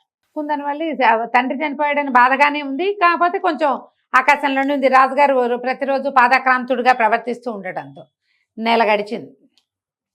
మళ్ళీ మొదటికి వచ్చింది కథ. రాజుగారు నడుస్తాడు, దుందుబులు మోగుతాయి, ఆయనకి ఎవరిష్టం ఉంటే వాళ్ళ ఇంట్లోకి వెళ్తాడు, మిగిలిన వాళ్ళందరూ వెయిట్ చేస్తూ ఉంటారు, అంతే కథ. ఈ నెల తర్వాత ఈ కుందనవల్లికి ఏమనిపించింది, ఇంక ఈ తర్వాత నెలకొక్క రోజు వస్తుంది నాకు సమయం ఇతనితోటి, వస్తే వస్తుంది, రాకపోతే రాకపోదు. నేనెందుకు వీడి కోసం, వీడు మా నాన్నని చంపేస్తే ఇతని పట్ల, భర్త పట్ల నేను లాయల్గా ఎందుకు ఉండాలి?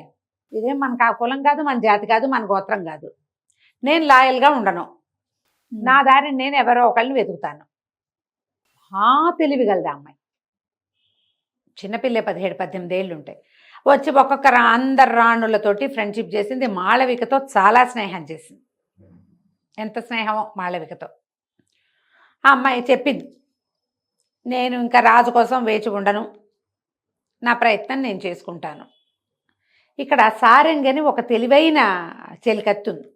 అది అందరు రాణుల దగ్గర డబ్బులు సంగ్రహిస్తుంది. వీళ్ళకి ఏంటంటే నెలసరి ఖర్చులకి రాజు డబ్బిస్తాడు. అయితే అందులో సగం చెలికత్తలకే వెళ్తాయి. కుందనవల్లి అయితే ₹1 ఇంచుకోట్ల, అందరు చెలికత్తల మీద పనిచేస్తుంది. ఈ మొత్తం రాణుల చెలికత్తలందరూ కుందనవల్లి డబ్బు తినేవాళ్ళే.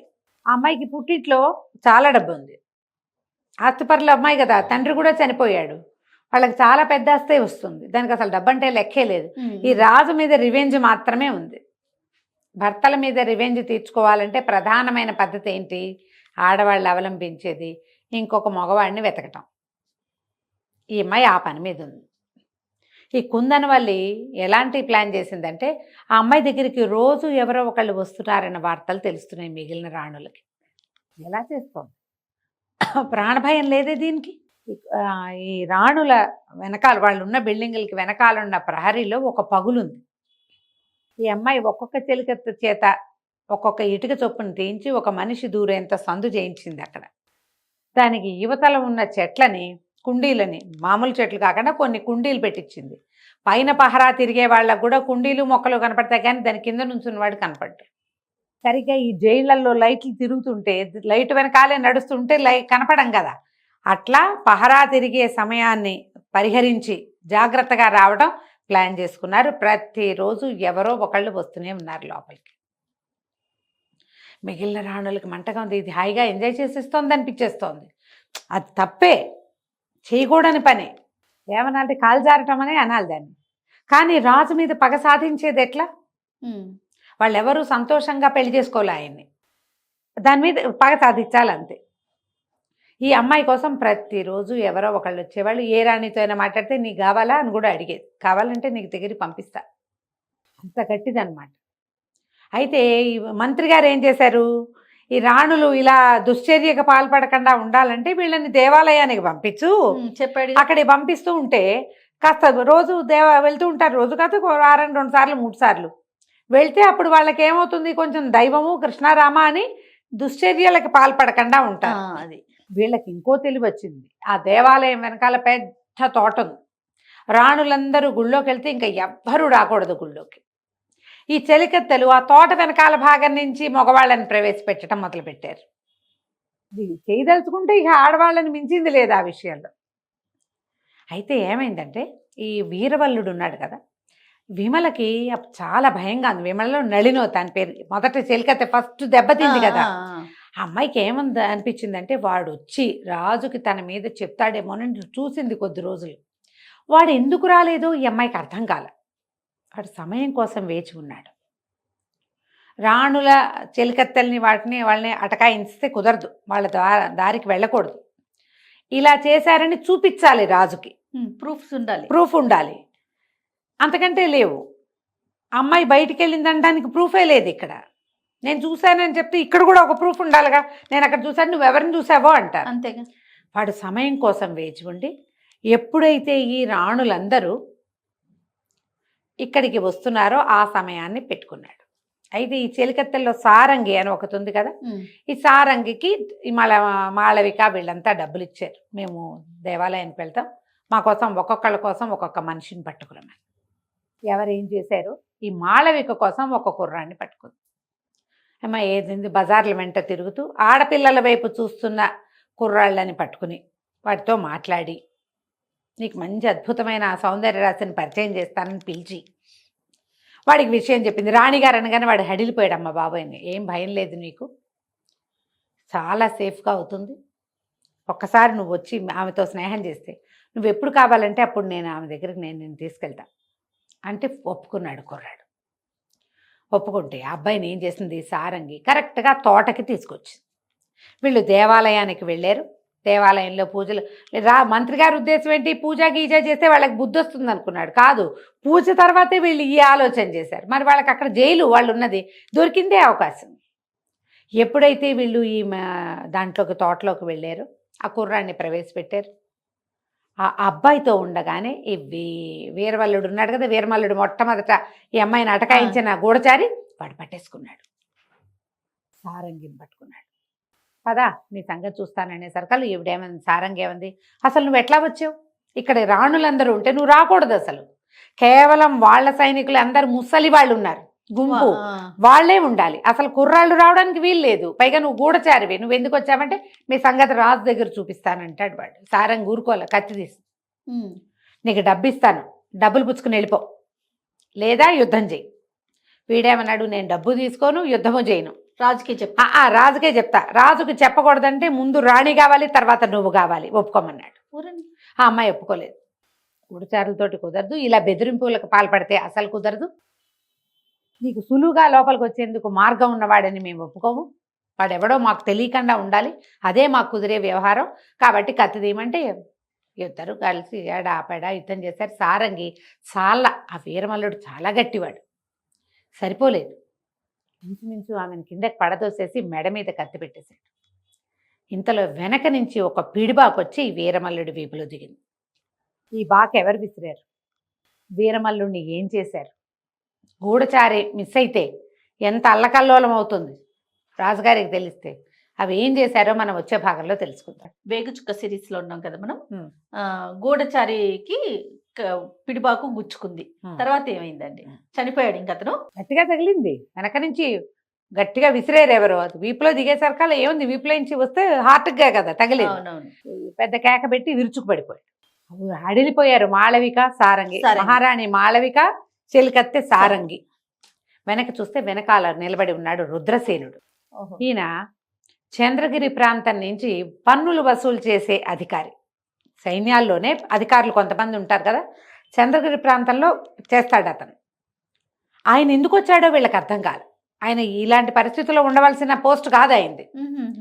అమ్మ ఏం చేసింది, వెంటనే ఆ కుర్రాడి వైపుకి తిరిగి కుర్రాడిని తీసుకొచ్చిందిగా, అబ్బాయి ఇక్కడి నుంచి వెళ్ళిపో, మళ్ళీ ఈ ప్రయత్నం చెయ్యొద్దు, ఎవ్వరికి నువ్వు చూసి చెప్పొద్దు, నువ్వు మాట్లాడేవా చచ్చిపోతావు, ముందు నువ్వు నోరు మూసుకుని నీకు దొరికిన అనుభవం చాలు, ఇంకొకసారి ఈ ప్రయత్నం కూడా చేయొద్దు, వెళ్ళిపో అని చెప్పింది. ఆ కుర్రాడు ఒక్క పరుగు తీశాడు. వాడి కంట ఎదురుకుండా ఇంతలా మనిషి చచ్చిపోతే భయం ఏదు. అవును. మాళవిక జాలిగా చూసింది, ఆ చచ్చిపోయి కింద పడి చచ్చిపోయాడా, పోతే పోయాడమా, ఇలాంటి వాళ్ళు పోవాల్సిందేనని ఆయన దగ్గరకు వచ్చాడు. సారంగా ఆయనకి దండం పెట్టింది. అతనేమో మహారాణికి అభివాదం చేశాడు.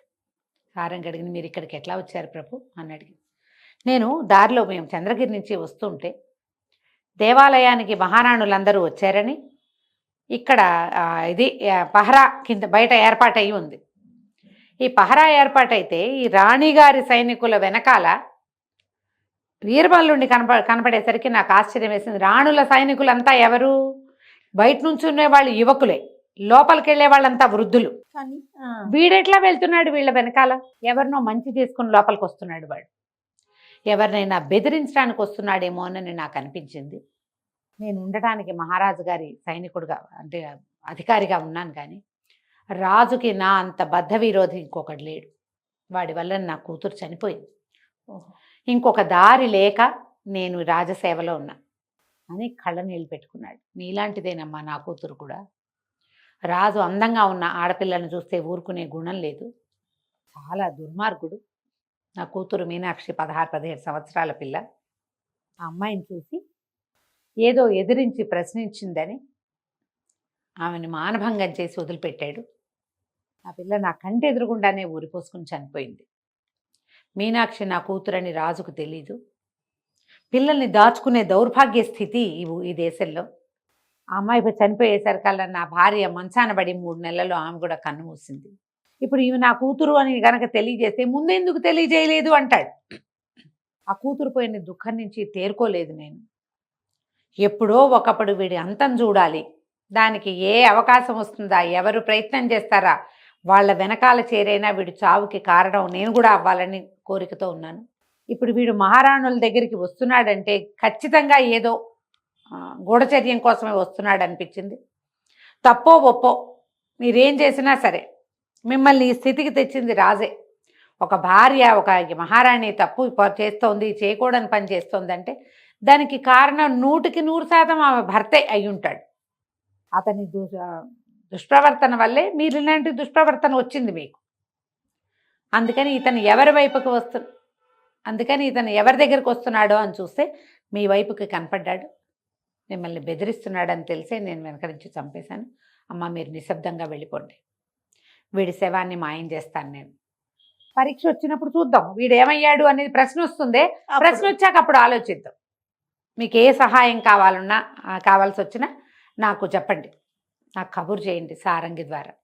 వీడు చెప్పాడు, మిమ్మల్ని నన్ను చెంపకాయ కొట్టింది వీడు వీరమల్లుడు చనిపోయేటప్పుడు వీరమల్లుడు చెప్పాడు, పగ తీర్చుకోవడానికి వచ్చాను, మహారాణుల చెలికత్తెల్లో ఒకటి నన్ను దాటి వెళ్ళింది, ఎవరో ఒక యువకుడు ఆమెను రక్షించాడు, ఆ రోజున నన్ను కొట్టించింది, అందుకని ఎలాగైనా ఈ రాణులని పట్టించి రాజుగారికి అప్పచెప్పాలని నా ఉద్దేశం.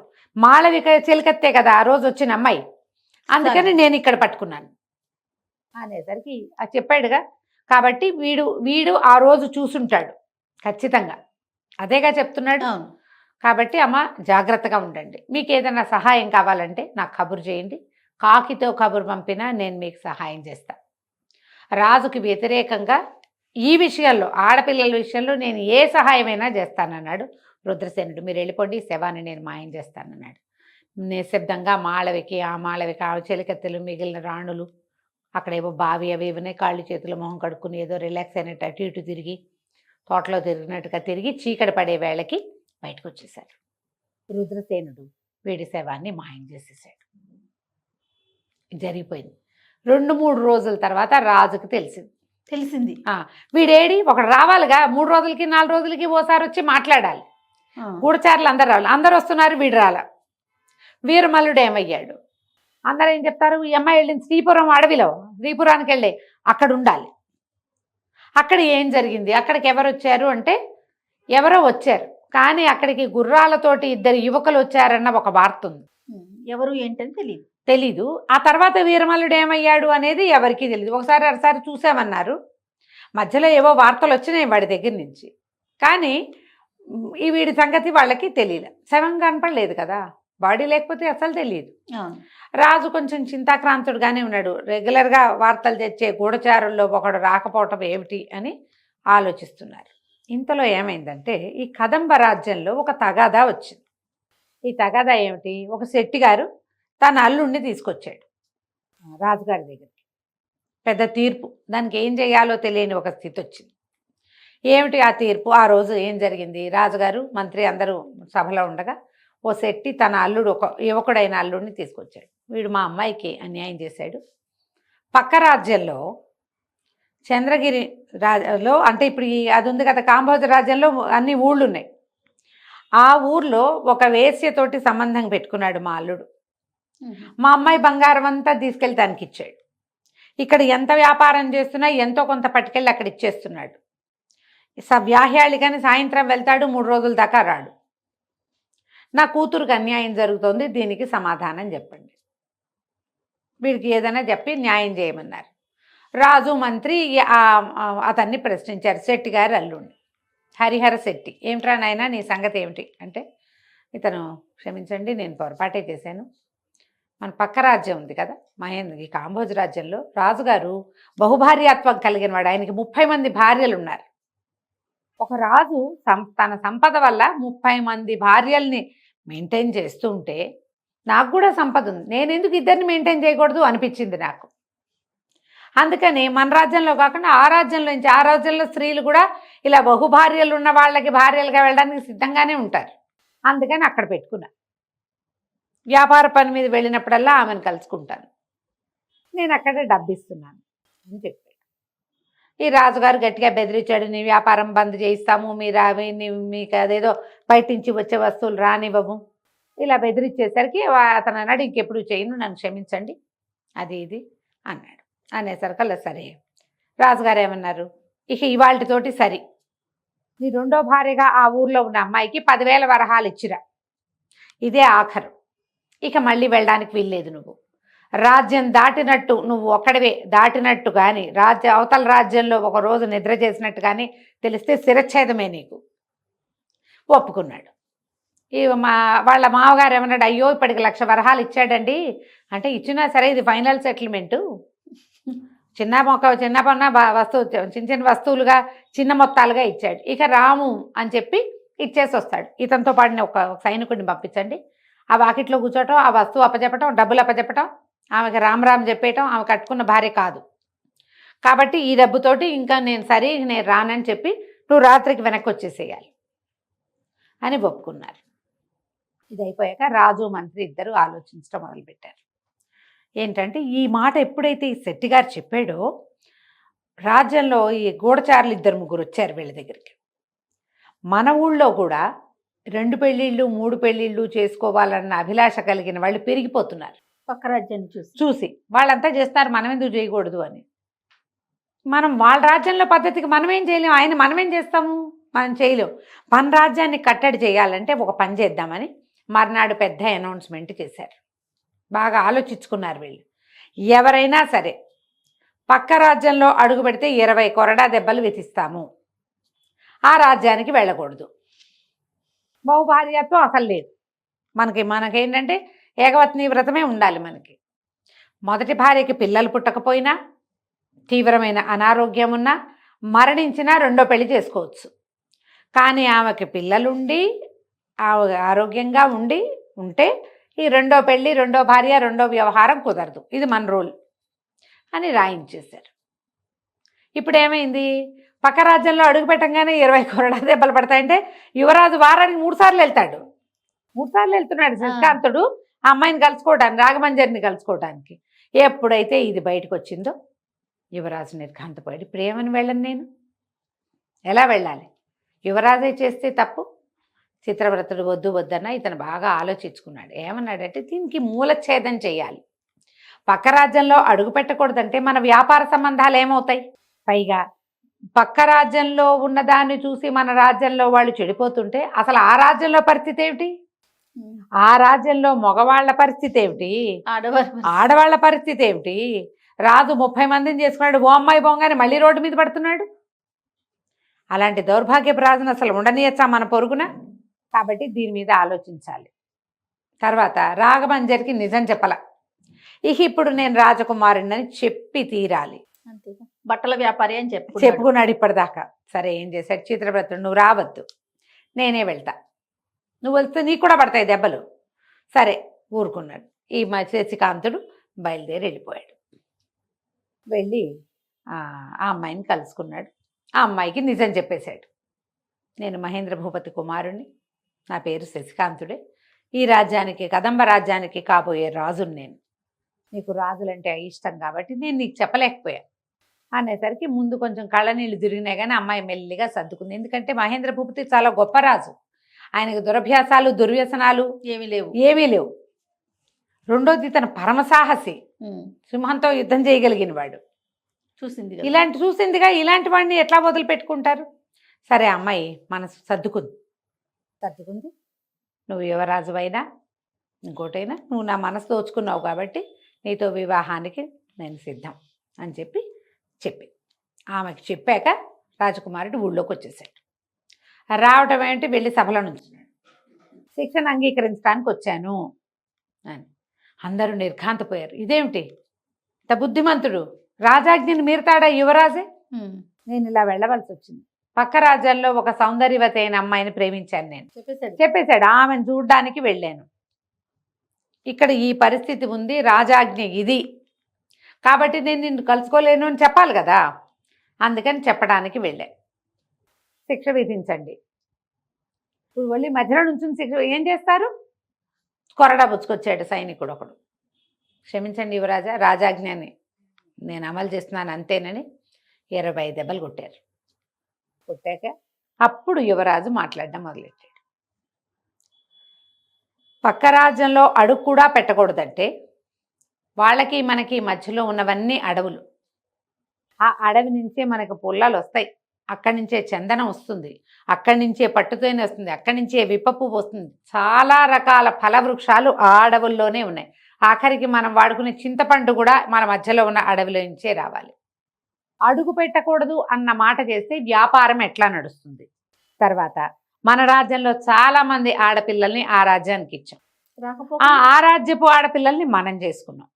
పైగా వాళ్ళకు పండేవి కొన్ని మనకు పండవు, మనకు పండేవి కొన్ని వాళ్ళకి పండవు.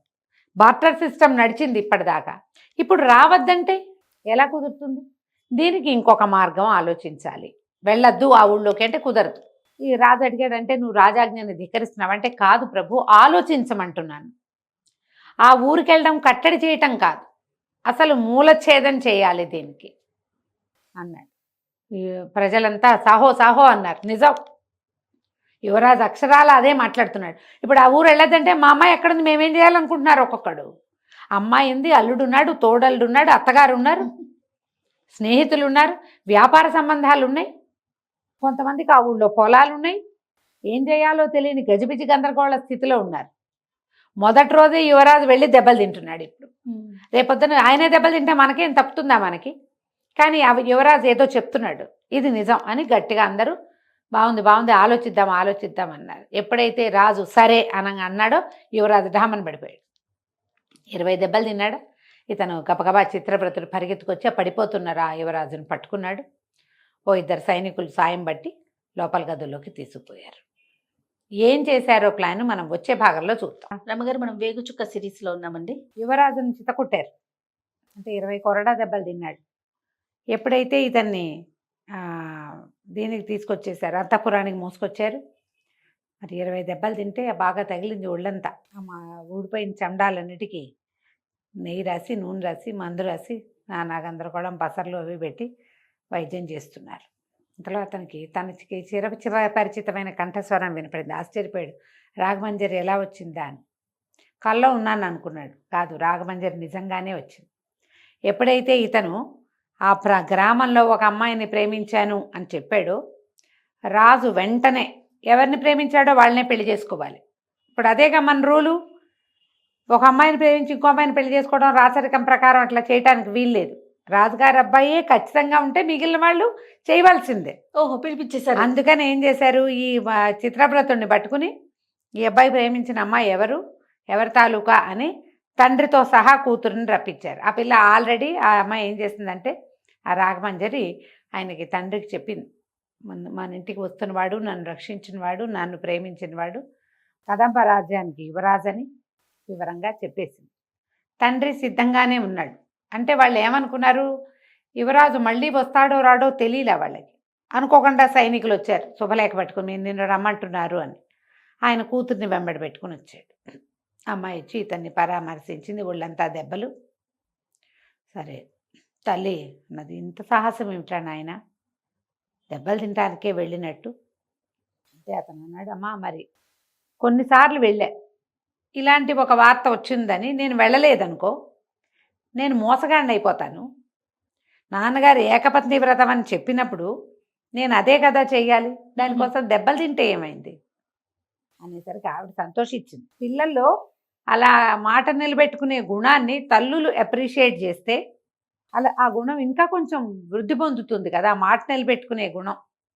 ఏం పర్వాలేదు, మనకు తగిన పిల్లని చేసుకుందు కానీ ఆ పిల్లని వదిలే అని చెప్పే తల్లులు లేరు ఇప్పుడు, అవునండి. ఉన్నారు. ఆవిడ మహారాణి అయినా కుమారుడు ప్రేమించిన అమ్మాయి ఎవరైనా సరే పర్వాలేదని ఒక రైతు కుమార్తె అయినప్పటికీ ఆవిడేం అభ్యంతర పెట్టల. సరే బాగా కొంచెం 3-4 రోజులు పట్టింది ఈ గాయాలు మానటానికి. గాయాలు మానిన తర్వాత అత్యవసర సమావేశం ఒకటి ఏర్పరిచామని యువరాజుని రమ్మని కబురొచ్చింది. రోజు మంజరి వచ్చి ఇతని దగ్గర కాసేపు కూర్చునేది, తల్లి ఆ అమ్మాయి కూడా కూర్చునేవాళ్ళు. గడిచింది కొంచెం నొప్పులు తగ్గాక అబ్బాయి వెళ్ళాడు. శశికాంతుడు వెళ్తే చిత్రవ్రతుడు కూడా అతన్ని అనుసరించాడు. ఆ ఊరి పెద్దలు కొంతమంది, సైన్యాధ్యక్షుడు, పెద్ద మంత్రి గారు, ఈ చిత్రవ్రతుడు వాళ్ళ నాన్నే కాకుండా, తండ్రి గారు కాకుండా ఇంకా కొంతమంది మంత్రులు ఉన్నారు.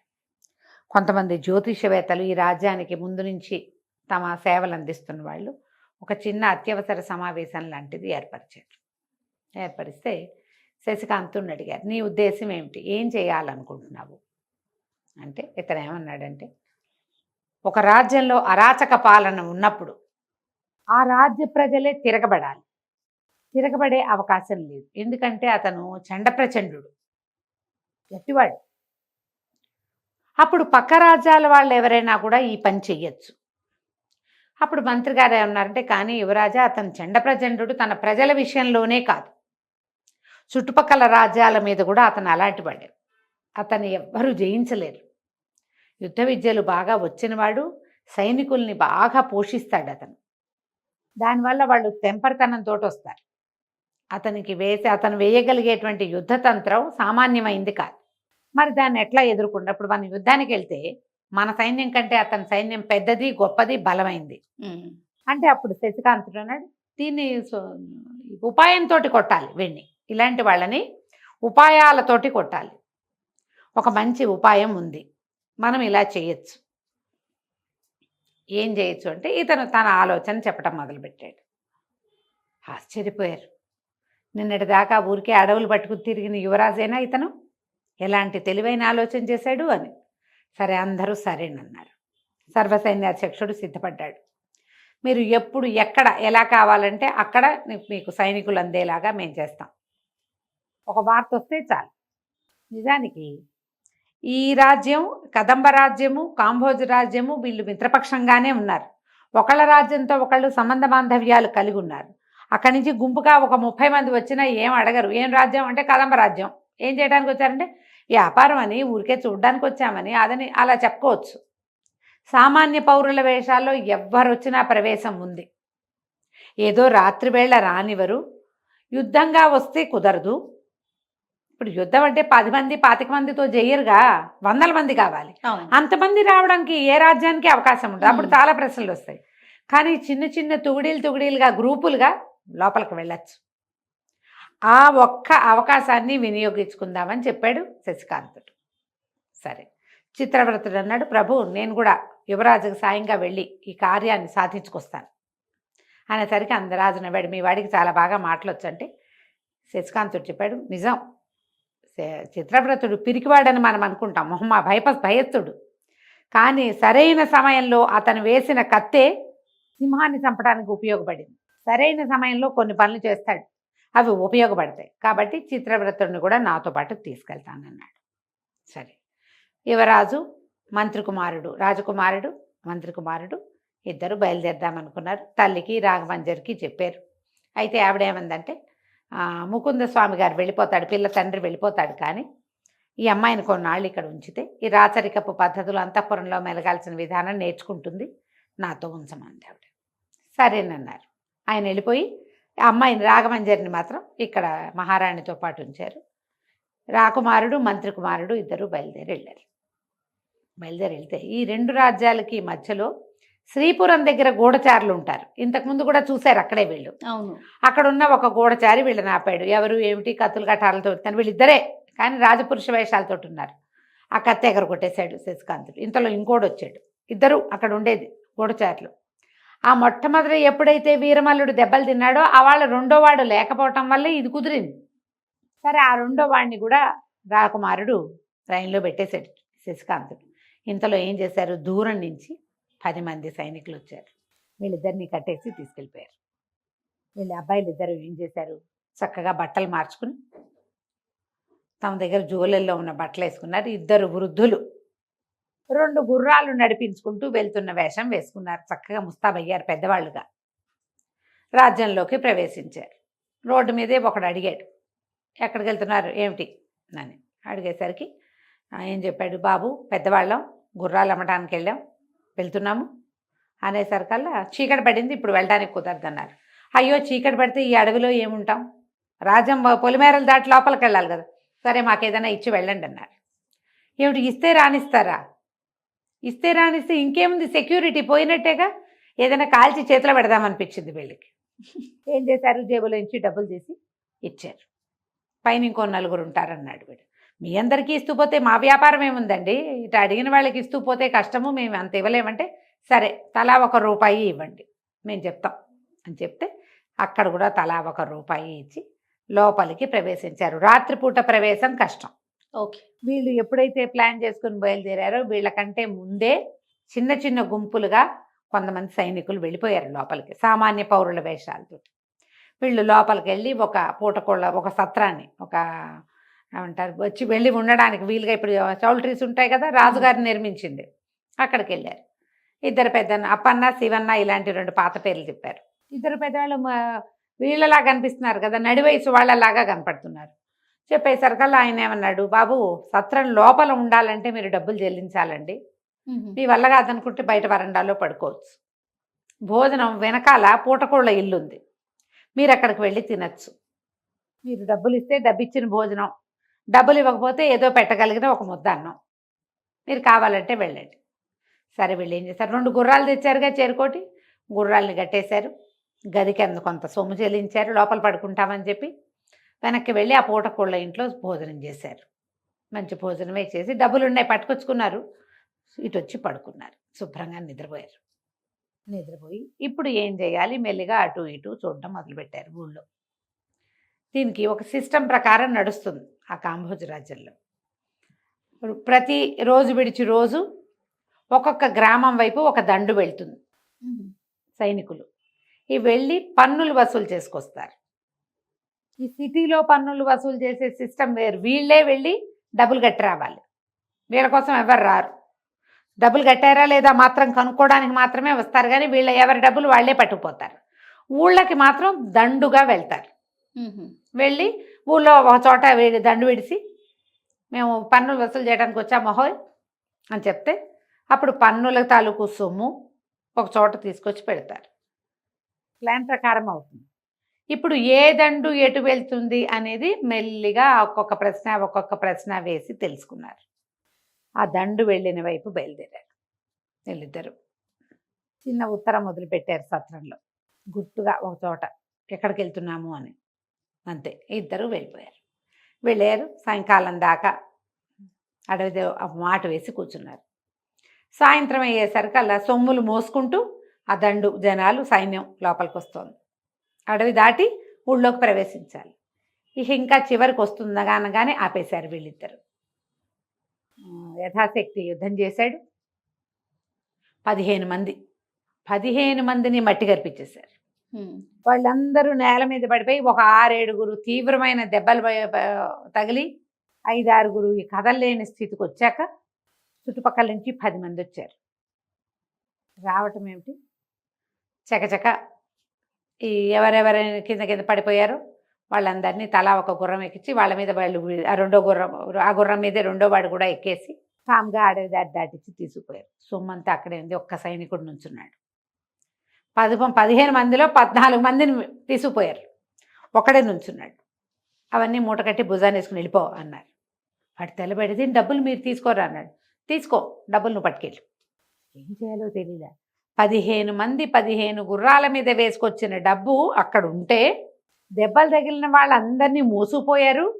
ఎక్కడికి పోయారో తెలీదు.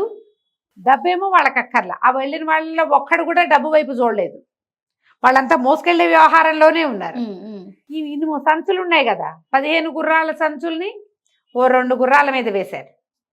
నువ్వు ఓ గుర్రం ఎక్కు, రెండో గుర్రాన్ని లాక్కెళ్ళు, అప్పచెప్పి ఖజానాలో వేసేసుకో నీ డబ్బులు. నువ్వు ఆడలా ఏం చేయాలో అర్థం కావట్లేదు. అసలు ఏం జరుగుతుందో తెలియటల్లా. సరే, గుర్రాన్ని ఈడ్చుకుంటూ పోయాడు. అబ్బాయిలిద్దరు వీళ్ళ దారిని వెళ్ళి వచ్చేసారు. ఆ మర్నాడు ఈ మన పూటకోళ్ళ ఇంటి దగ్గర చాలామంది బీదా బిక్కి జనం ఉంటారు. ఆ ఊళ్ళో చిన్న వాళ్ళు, పెద్దవాళ్ళు, కుటుంబం లేని వాళ్ళు, అలాంటి వాళ్ళంతా పూటకోళ్ళ ఇంట్లో మామూలు సాధారణ భోజనం చేస్తారు.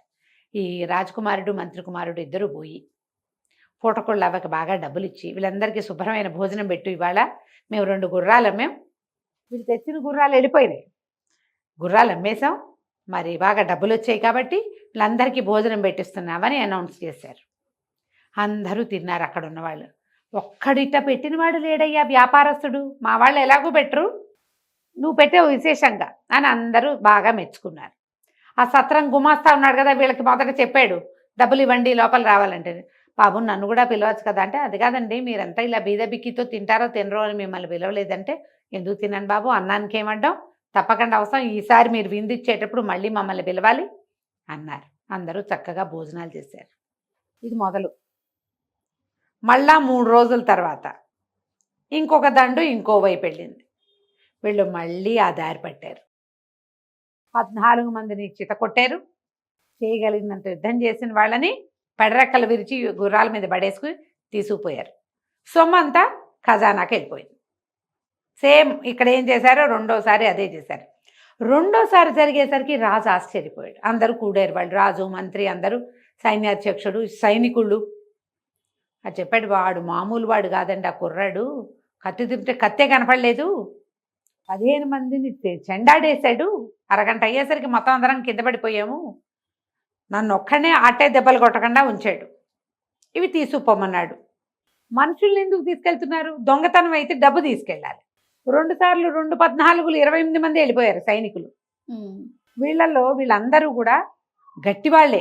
దీని మీద ఆలోచించడం మొదలుపెట్టారు. ఏ స్ట్రాటజీ తోటి ఇది జరుగుతోందో, మనుషులు ఎందుకు తీసుకెళ్తున్నారు ప్రశ్న. ఈ ప్రశ్నకి సమాధానం ఎలా వీళ్ళకి లభిస్తుంది, ముందుగా శశికాంతుడు ఏం చేయబోతున్నాడో మనం తర్వాయి భాగంలో తెలుసుకుందాం. వేగుచుక్క సిరీస్ లో ఉన్నాం మనము. సో శశికాంతుడు ఒక్కొక్క సైనికుడిని కుట్ట, సైనికులు ఏమవుతున్నారో వీళ్ళకి అర్థం కావట్లేదు.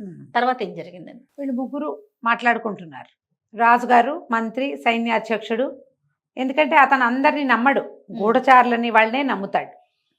ఈ మాటల సమయంలో వాకిట్లోకి ఈ కోట ద్వారం దగ్గరికి, లోపల భవనం దగ్గరికి ఒక తెల్లటి గుర్రం వచ్చింది. దాని మీద ఎవరు లేరు. ఈ గుర్రం అటు ఇటు తిరుగుతుండేసరికల్లా ఇక్కడ ఉన్న వాళ్ళు, ఈ సైనికులు దాన్ని పట్టుకున్నారు. పట్టుకుంటే దాని మెడకు ఒక ఉత్తరం ఉంది. అది రాజుగారి కోసమని రాయబడి ఉంది. ఆశ్చర్యపోయారు. ఎవరో పంపారు. కబుక్కున ఆ ఉత్తరాన్ని ఊడదీసి లోపలికి పట్టుకెళ్ళారు. లోపలికి పట్టుకెళ్తే ఈ డిండిం భట్టు గారు, కిరీటి అని ఇంకొక మంత్రి, వీళ్ళంతా కూర్చొని మాట్లాడుకుంటున్నారు కదా. ఇచ్చేసారు కదా, ఏమిటో ఉత్తరం వచ్చింది, చదవమన్నారు. ఆ ఉత్తరం తీసి చదివితే అందులో రాజును ముందు తిట్టారు. నువ్వు దౌర్భాగ్యుడివి, దుర్మార్గుడివి, నువ్వు ఎక్కువ కాలం రాజుగా ఉండవు. అది ఎర్రటి అక్షరాలతో రాయబడి ఉంది, నెత్తురుతోటి, ఎరుపు, ఓ పెద్ద ఇది ఇట్లా చుట్టబడి ఉంది. నువ్వు ప్రజల మాన ప్రాణాలు హరిస్తున్నావు, ప్రజలు ప్రజా సంక్షేమం నీ దృష్టిలో లేనే లేదు, ఒక 30 మంది ఆ స్త్రీలను పెళ్లి చేసుకోవటం ఒకటే నీ తాలూకు జీవితాశయంగా కనపడుతోంది. చనిపోయిన రాణుల ఉసురుతో పాటు బతికున్న రాణుల ఉసురు కూడా పోసుకుంటున్నావు. స్త్రీల ఉసురు పోసుకున్నవాడు బాగుపడినట్టు ప్రపంచంలో ఎక్కడా లేదు, చరిత్రలో లేదు. నువ్వు ఈ పైగా ప్రజల్ని కూడా ఇప్పుడు నువ్వు ఇలా ఏదో వేషం వేయటం కోసం ప్రజల దగ్గర నుంచి సొమ్ము వసూలు చేస్తున్నావు. ప్రజలకు కావాల్సిన ఏ వెసులుబాటు నువ్వు ఇవ్వటలేదు. రైతులు నిరుపేదలైపోతున్నారు. బడుగు బాధిత వర్గాలకి బాధకుడుగానే నువ్వు తయారయ్యావు. నువ్వు ఎక్కువ కాలం రాజుగా ఉండవు. నీ అంతు చూడ్డానికే నేను నీ రాజ్యంలో అడుగుపెట్టాను. కాసుకో, నీ చెర నుంచి నీ రాజ్యాన్ని నీ రాణుల్ని విడిపిస్తాను నేను. బస్తీమే సవాల్ అని రాయబడి ఉంది. వేగు చుక్క, ఇట్లు వేగు చుక్క. ఆ కిరీటి అదంతా చదివాడు. రాజుగారు ఏం చేశాడు, ఎప్పుడైతే రాజును ఖబర్దారంటున్నారో సైనికుల్ని పంపించేశాడు. వీళ్ళే చదువుకున్నారు ఉత్తరం. ఆ ఉత్తరాన్ని డెండెం భట్టు చేతిలో పెట్టారు. ఇదేమిటండి, వీడెవడండి మన నెత్తి మీదకి? వేగు చుక్క అంటే ఏమిటంటే, వేగు చుక్క అంటే శుభం, అదృష్టాన్ని తెస్తుంది వేగు చుక్క. ఎవడికి అదృష్టం అండి? నాకు అదృష్టం కాదు, నా రాణుల్ని రక్షిస్తాను, రాజ్యాన్ని రక్షిస్తాను అంటున్నాడు. ఎవడు వీడు? ఊళ్ళోవాడా బయటవాడా? ఒకవేళ వీరమల్లుడు ఖాళీ అంటే వాడు అదృశ్యం అవ్వడానికి వీడేమైనా కారణమా అంటే లేదు, వీరమల్లుడు అదృశ్యం నాటికి ఇలాంటిదేం లేదు సంకేతం. ఇప్పుడు ఈ ఉత్తరం ఎప్పుడు వచ్చింది మనకి? మన సైనికులు కప్పం వసూలు చేసుకోవడానికి వెళ్ళినప్పుడు జరిగింది మొదటిది. రెండోసారి అక్కడ ఏదో కాకతాళీయంగా జరిగి ఉండొచ్చు. కరెక్ట్గా కప్పం వసూలు చేసి తిరిగి వచ్చే రోడ్డు మీద నుంచున్నారంటే వాళ్ళకి వార్త తెలుసుకుని నుంచున్నారు. ఈ 2 పనులు చేసి సాక్ష్యంగా అప్పుడు వాళ్ళు కప్పం వసూలు చేసే వాళ్ళు మొత్తం పట్టుకుపోయి డబ్బులు కూడా పట్టుకుపోతే ఏం జరిగిందో, ఎక్కడ జరిగిందో, ఎలా జరిగిందో మనకి ఏనాటికి తెలిసేది కాదు. కానీ వీడేం చేశాడు, తను ఎక్కడ కొట్టాడో అక్కడ నుంచుని డబ్బు మాత్రం మనకి పంపించి మనుషుల్ని తీసుకెళ్ళిపోతున్నానని ఒక సాక్షిని మన దగ్గరికి పంపాడు. వాడు ఉద్దేశం అదే, నీ డబ్బులు అక్కర్లా, నీ మనుషులు కావాలంటున్నాడు. 2 సార్లు చేశాడు. ఇప్పుడు 3వసారి ఉత్తరం రాశాడంటే ఇలాగే మనుషుల్ని మాయం చేస్తానని చెప్తున్నాడు. కాబట్టి ఇప్పుడు ఇది వేరేగా ఆలోచించాలి. ఆయన ఉత్తరం అంతా చూస్తే అన్ని గుండ్రటి అక్షరాలు. ఇది ఎవరో మంత్రి రాసిన అక్షరం. ఇది ఈ అక్షరము మంత్రులు రాసిన అక్షరాలు. ఎవడో కుర్రాడు, ఎవడో ఒక ఏమంటారు ఏరాగేరా వాడు రాబిన్ హుడ్ రాసింది కాదు ఇది. వీడు చదువుకున్నవాడు, తెలివిగలవాడు. అక్షరాలన్నీ గుండ్రగా ఒకే సైజులో ఉన్నాయి. అంటే మంత్రిత్వం నేర్పేవాడు, మంత్రిత్వం నేర్చుకున్నవాడు ఎవడో రాశాడు ఈ ఉత్తరం. గ్రాఫాలజీ ఉంటుంది కదా, అది రాసింది చూస్తేనే వీడు ఏ క్యాడర్కి చెందినవాడు అనేది తెలిసిపోతుంది. ఖచ్చితంగా వీడొక మంత్రి అంటే వీడికి రాజు ఇంకొకడు ఉండాలి. ఇంకొకడు ఉన్నాడు ఎవడో. సరే చూద్దాం ఏం జరుగుతుందో చూద్దాం. ఈ లోపల పహరాగా ఇద్దాం. ఇంతలో ఏం చెయ్యొచ్చు మనం? ఈ వేగు చుక్క అని పేరు పెట్టుకున్నాడుగా, వేగు చుక్కని పట్టించిన వాడికి 1,00,000 రూపాయలు బహుమానం. ఆ చుక్కి చెప్పినా సరే, వాడినే పట్టుకున్నా సరే. దండోరా పిటాయించారు, మొత్తం దండోరా కొట్టారు. వెంటనే రాణులకు కూడా ఈ వార్త తెలిసిపోయింది. వాళ్ళల్లో వాళ్ళు మాట్లాడుకోవటం మొదలుపెట్టారు. ఎవరు ఏమిటి? ఇప్పుడు ఇలాంటిది ఏదైనా రాగానే అందరం మాట్లాడుకుంటుంటాం అంతే కదా. ఈ రాణులు ఏమనుకున్నారు, వీడెవడో మన పట్ల వీడికి సానుభూతి ఉంది, ఈ రాజును ఏమైనా చేశాడంటే మనకి స్వతంత్రం వస్తుంది, హాయిగా పుట్టిళ్ళల్లో అయినా సుఖంగా ఉంటాం, మన జీవితం ఇంకా మంది, వీడి కాలు కింద ఉండాల్సిన పని లేదు మనం. కాబట్టి వీళ్ళందరూ రాణులందరూ వేగుచుక్క పక్షం అయిపోయారు. మనసుల్లో అదేముంది, ఏం జరుగుతుందో అని చూస్తున్నారు. ఇక ఊళ్ళో చెప్పుకోవటం మొదలుపెట్టారు. రహస్యం ఎన్నాళ్ళు దాగుతుంది? 2 సార్లు మనుషులు లాక్కుపోయారు, డబ్బు వదిలేశారు అనేది చిలవల పలవలుగా రకరకాల మాటలు వచ్చినాయి. వేగుచుక్క కుటుంబాన్ని మన రాజు నాశనం చేసి ఉంటాడు, అతను ఎంత బతిమలాడినా ఈయన వదిలిపెట్టి ఉంటాడు, ఆయన అలాంటి వాడే, అందుకే వాడు పగ తెచ్చుకుంటున్నాడు అని ఇలాంటి కొత్తవి పుట్టించారు. ఊళ్ళో వాళ్ళు మాట్లాడుకునే మాటల్లో బోళ్ళని మంది 1,00,000 రూపాయలు కావాలని ఉంది కొంతమందికి. కానీ పెద్దవాళ్ళంతా ఏమంటారు, ఒరే వీడు పోతాడు రా నాయన, ఎవడో ఒకడు రావాలనుకున్నావు, వాడు వీడే అయి ఉంటాడు, ఈ రాజు పోతే మన ప్రాణం హాయిగా ఉంటుంది, ఇప్పుడు మనకేం ఇబ్బంది లేదు. కానీ మన ఊళ్ళో ఉన్న బక్క రైతులంతా చచ్చిపోవటల్లా, ఆడపిల్లల్ని దాచుకోలేక వస్తున్నామా? ఈ ఉన్న 30 మంది రాణుల్లో ఎవరు ఏ దుశ్చర్యకి పాల్పడ్డా రాజు దాన్ని చంపేస్తాడు, తర్వాత రోడ్డు ఎక్కుతాడు. ఇప్పుడు చూసాక 3 సార్లు 4 సార్లు. మళ్ళీ మొన్నే కదా కుందనవల్లిని పెళ్లి చేసుకున్నాడు, వ్యాపారస్తుడిని చంపేసి. కాబట్టి ఈ లక్షకి ఆశపడి వాడెవడో ఆనుపాను తీద్దామన్న ఆలోచన చేయకూడదు. వీడు రాజుకి ఏ రకంగా శాస్తి చేస్తాడో చూడాలి. ఇంతలో సాముగారిడీలు చేస్తున్న 40 మందిని ఒకే దెబ్బకి ఎత్తుకుపోయారని తెలిసింది. ఇవి నేర్చుకుంటారుగా వీళ్ళంతా, అవునవును. మన ప్రాక్టీస్ చేస్తారు జిమ్లో, నేటివ్ జిమ్ములు. అక్కడ గరిడీలు చేస్తున్న వాళ్ళని పట్టేశారు. 40 మంది ఒక దెబ్బకి పొద్దున వెళ్ళారు, సాయంత్రానికి ఎవరు లేరు అక్కడ, మొత్తం అంతా వెళ్ళిపోయారు ఎక్కడికో. వాళ్ళని వీళ్ళే ఎవరో తీసుకుపోయారు. ఈ తీసుకుపోయింది ఎవరో, ఎట్లా తీసుకెళ్తున్నారో కూడా తెలియటల్లా. దీనికి 3 దారులు ఉన్నాయి ఆ దేశానికి, ఆ రాజ్యానికి. 3 దారులలోనూ అడవులు ఉన్నాయి. అడవుల్లో ప్రతి అడవిలోనూ గూఢచారులు ఉంటారు అంచెల వారీగా. వాళ్ళ కళ్ళు వీళ్ళు ఎట్టా కప్పుతున్నారో తెలీదు. ఒక 4-5 రోజులు గడిచాక ఏ అడవిలోనూ గూఢచారు అనేవాడే లేడు అని తెలిసింది. ఎందుకంటే వాళ్ళని ముందే లేపేశారు, వాళ్ళని పట్టుపోయారు ముందే. ఇది ఏం చేయాలో తెలియటల్లా. కానీ ప్రజలు చాలా ఈగర్గా వెయిట్ చేస్తున్నారు. వీళ్ళు ఏం చేశారు, అక్కడి నుంచి సైనికులు మొత్తం ఊరంతా అన్ని సత్రాలు, అన్ని సందులు గొంతులు, కొత్త వాళ్ళు ఎవరైనా వచ్చారా అని వెతకటం మొదలుపెట్టారు. వీళ్ళు ఈ 40 మందిని మాయం చేశాక పూటకోళ్ళమ్మ ఇంటి దగ్గర వంట చేయించారు. వేడి వేడి గారెలు బూరెలు అవి చేయించారు. అందరికీ పంచిపెట్టారు. వేడి గారెలు బూరెలు తింటున్నారు. సైనికులు వచ్చారు. వచ్చాక ఈ సత్రం ఈయన ఉన్నాడు కదా రామాచారి, ఆయన పేరు, సత్రం గుమాస్తా అని అడిగారు. కొత్తగా ఎవరిని వచ్చాడు? ఎవ్వరు రాలేదండి, అందరూ పాత వాళ్ళే, ఎవ్వరు లేరు అంటే వీళ్ళంతా చూస్తుంటే ఈ పెద్దవాళ్ల వేషంలో ఉన్న శశికాంతుడు, చిత్రవ్రతుడు కనపడ్డారు. వీళ్ళెవరు ఎప్పుడు చూడలేదే అని అడిగాడు ఒక సైనికుడు, కొత్తగా చూస్తున్నాను. అబ్బాయి వీళ్ళు ఎప్పుడో వచ్చారండి, చాలా నాళ్ళైంది వచ్చి, పెద్ద గుర్రాల వ్యాపారస్తులు, వ్యాపారం బాగా సాగిందని మరి ఇక మా అందరికీ గారెలు బూరెలు చేయించారు, పట్టండి మీరు కూడా తినండి అని వేడి వేడి గారెలు బూరెలు చేతులు పెట్టారు. అవి తింటూ సైనికులు ఇతన్ని అడిగారు, శశికాంతుడిని, ఎంతకాలం ఉంటారు మీరంటే, ఇంకొక 1-40 రోజులు ఉంటామండి, ఇంకో చిన్న చిన్నవి ఇంకా ఉన్నాయి, గుర్రాలు పైనుంచి వస్తున్నాయి, అమ్మకాలు అయిపోగానే మేము వెళ్ళిపోతాం, మేము ఎప్పుడో వచ్చాం అనేసరికి సరేనన్నారు. వీళ్ళు ఇప్పుడు రాలేదండి, వాళ్ళు ఎప్పుడో వచ్చారని అందరు సాక్ష్యం చెప్తారు, అందరూ తిన్నారుగా వీళ్ళు పెట్టినవి, అందుకని వీళ్ళు అసలు కొత్త వాళ్లే కాదని, వీళ్ళు చాలా అద్భుతమైన వ్యక్తులని సాక్ష్యం చెప్పారు. సైనికులు కూడా గారెలు బూరెలు వేడి వేడివి నోట వేసుకుని వెళ్ళిపోయారు. రాత్రి పడుకున్నారు. పడుకుంటే గంటకి పారా హుషారు వినపడుతోంది. ఒక పెద్ద 10 మంది సైనికులు పారా హుషారు అరుచుకుంటూ వెళ్తున్నారు. మళ్ళా సరిగ్గా గంట అయ్యేసరికి మళ్ళీ వచ్చేస్తారు, గస్తీ తిరుగుతున్నారు ఊళ్ళో, ఏవి అవ్వకుండా. అబ్బో ఏర్పాట్లు గట్టిగా ఉన్నాయంటే అప్పుడు శశికాంతుడు అన్నాడు, దీనికి తగినట్టు చేద్దాం, మనం కొత్త ఐడియా చేయాలి. ఇప్పుడు ఇక్కడ ఉండకుండా మహారాణుల సంగతి మనకు తెలియాలి. పూర్వం ఒక రాణి గారి చెలికత్తెను రక్షించాం మనం.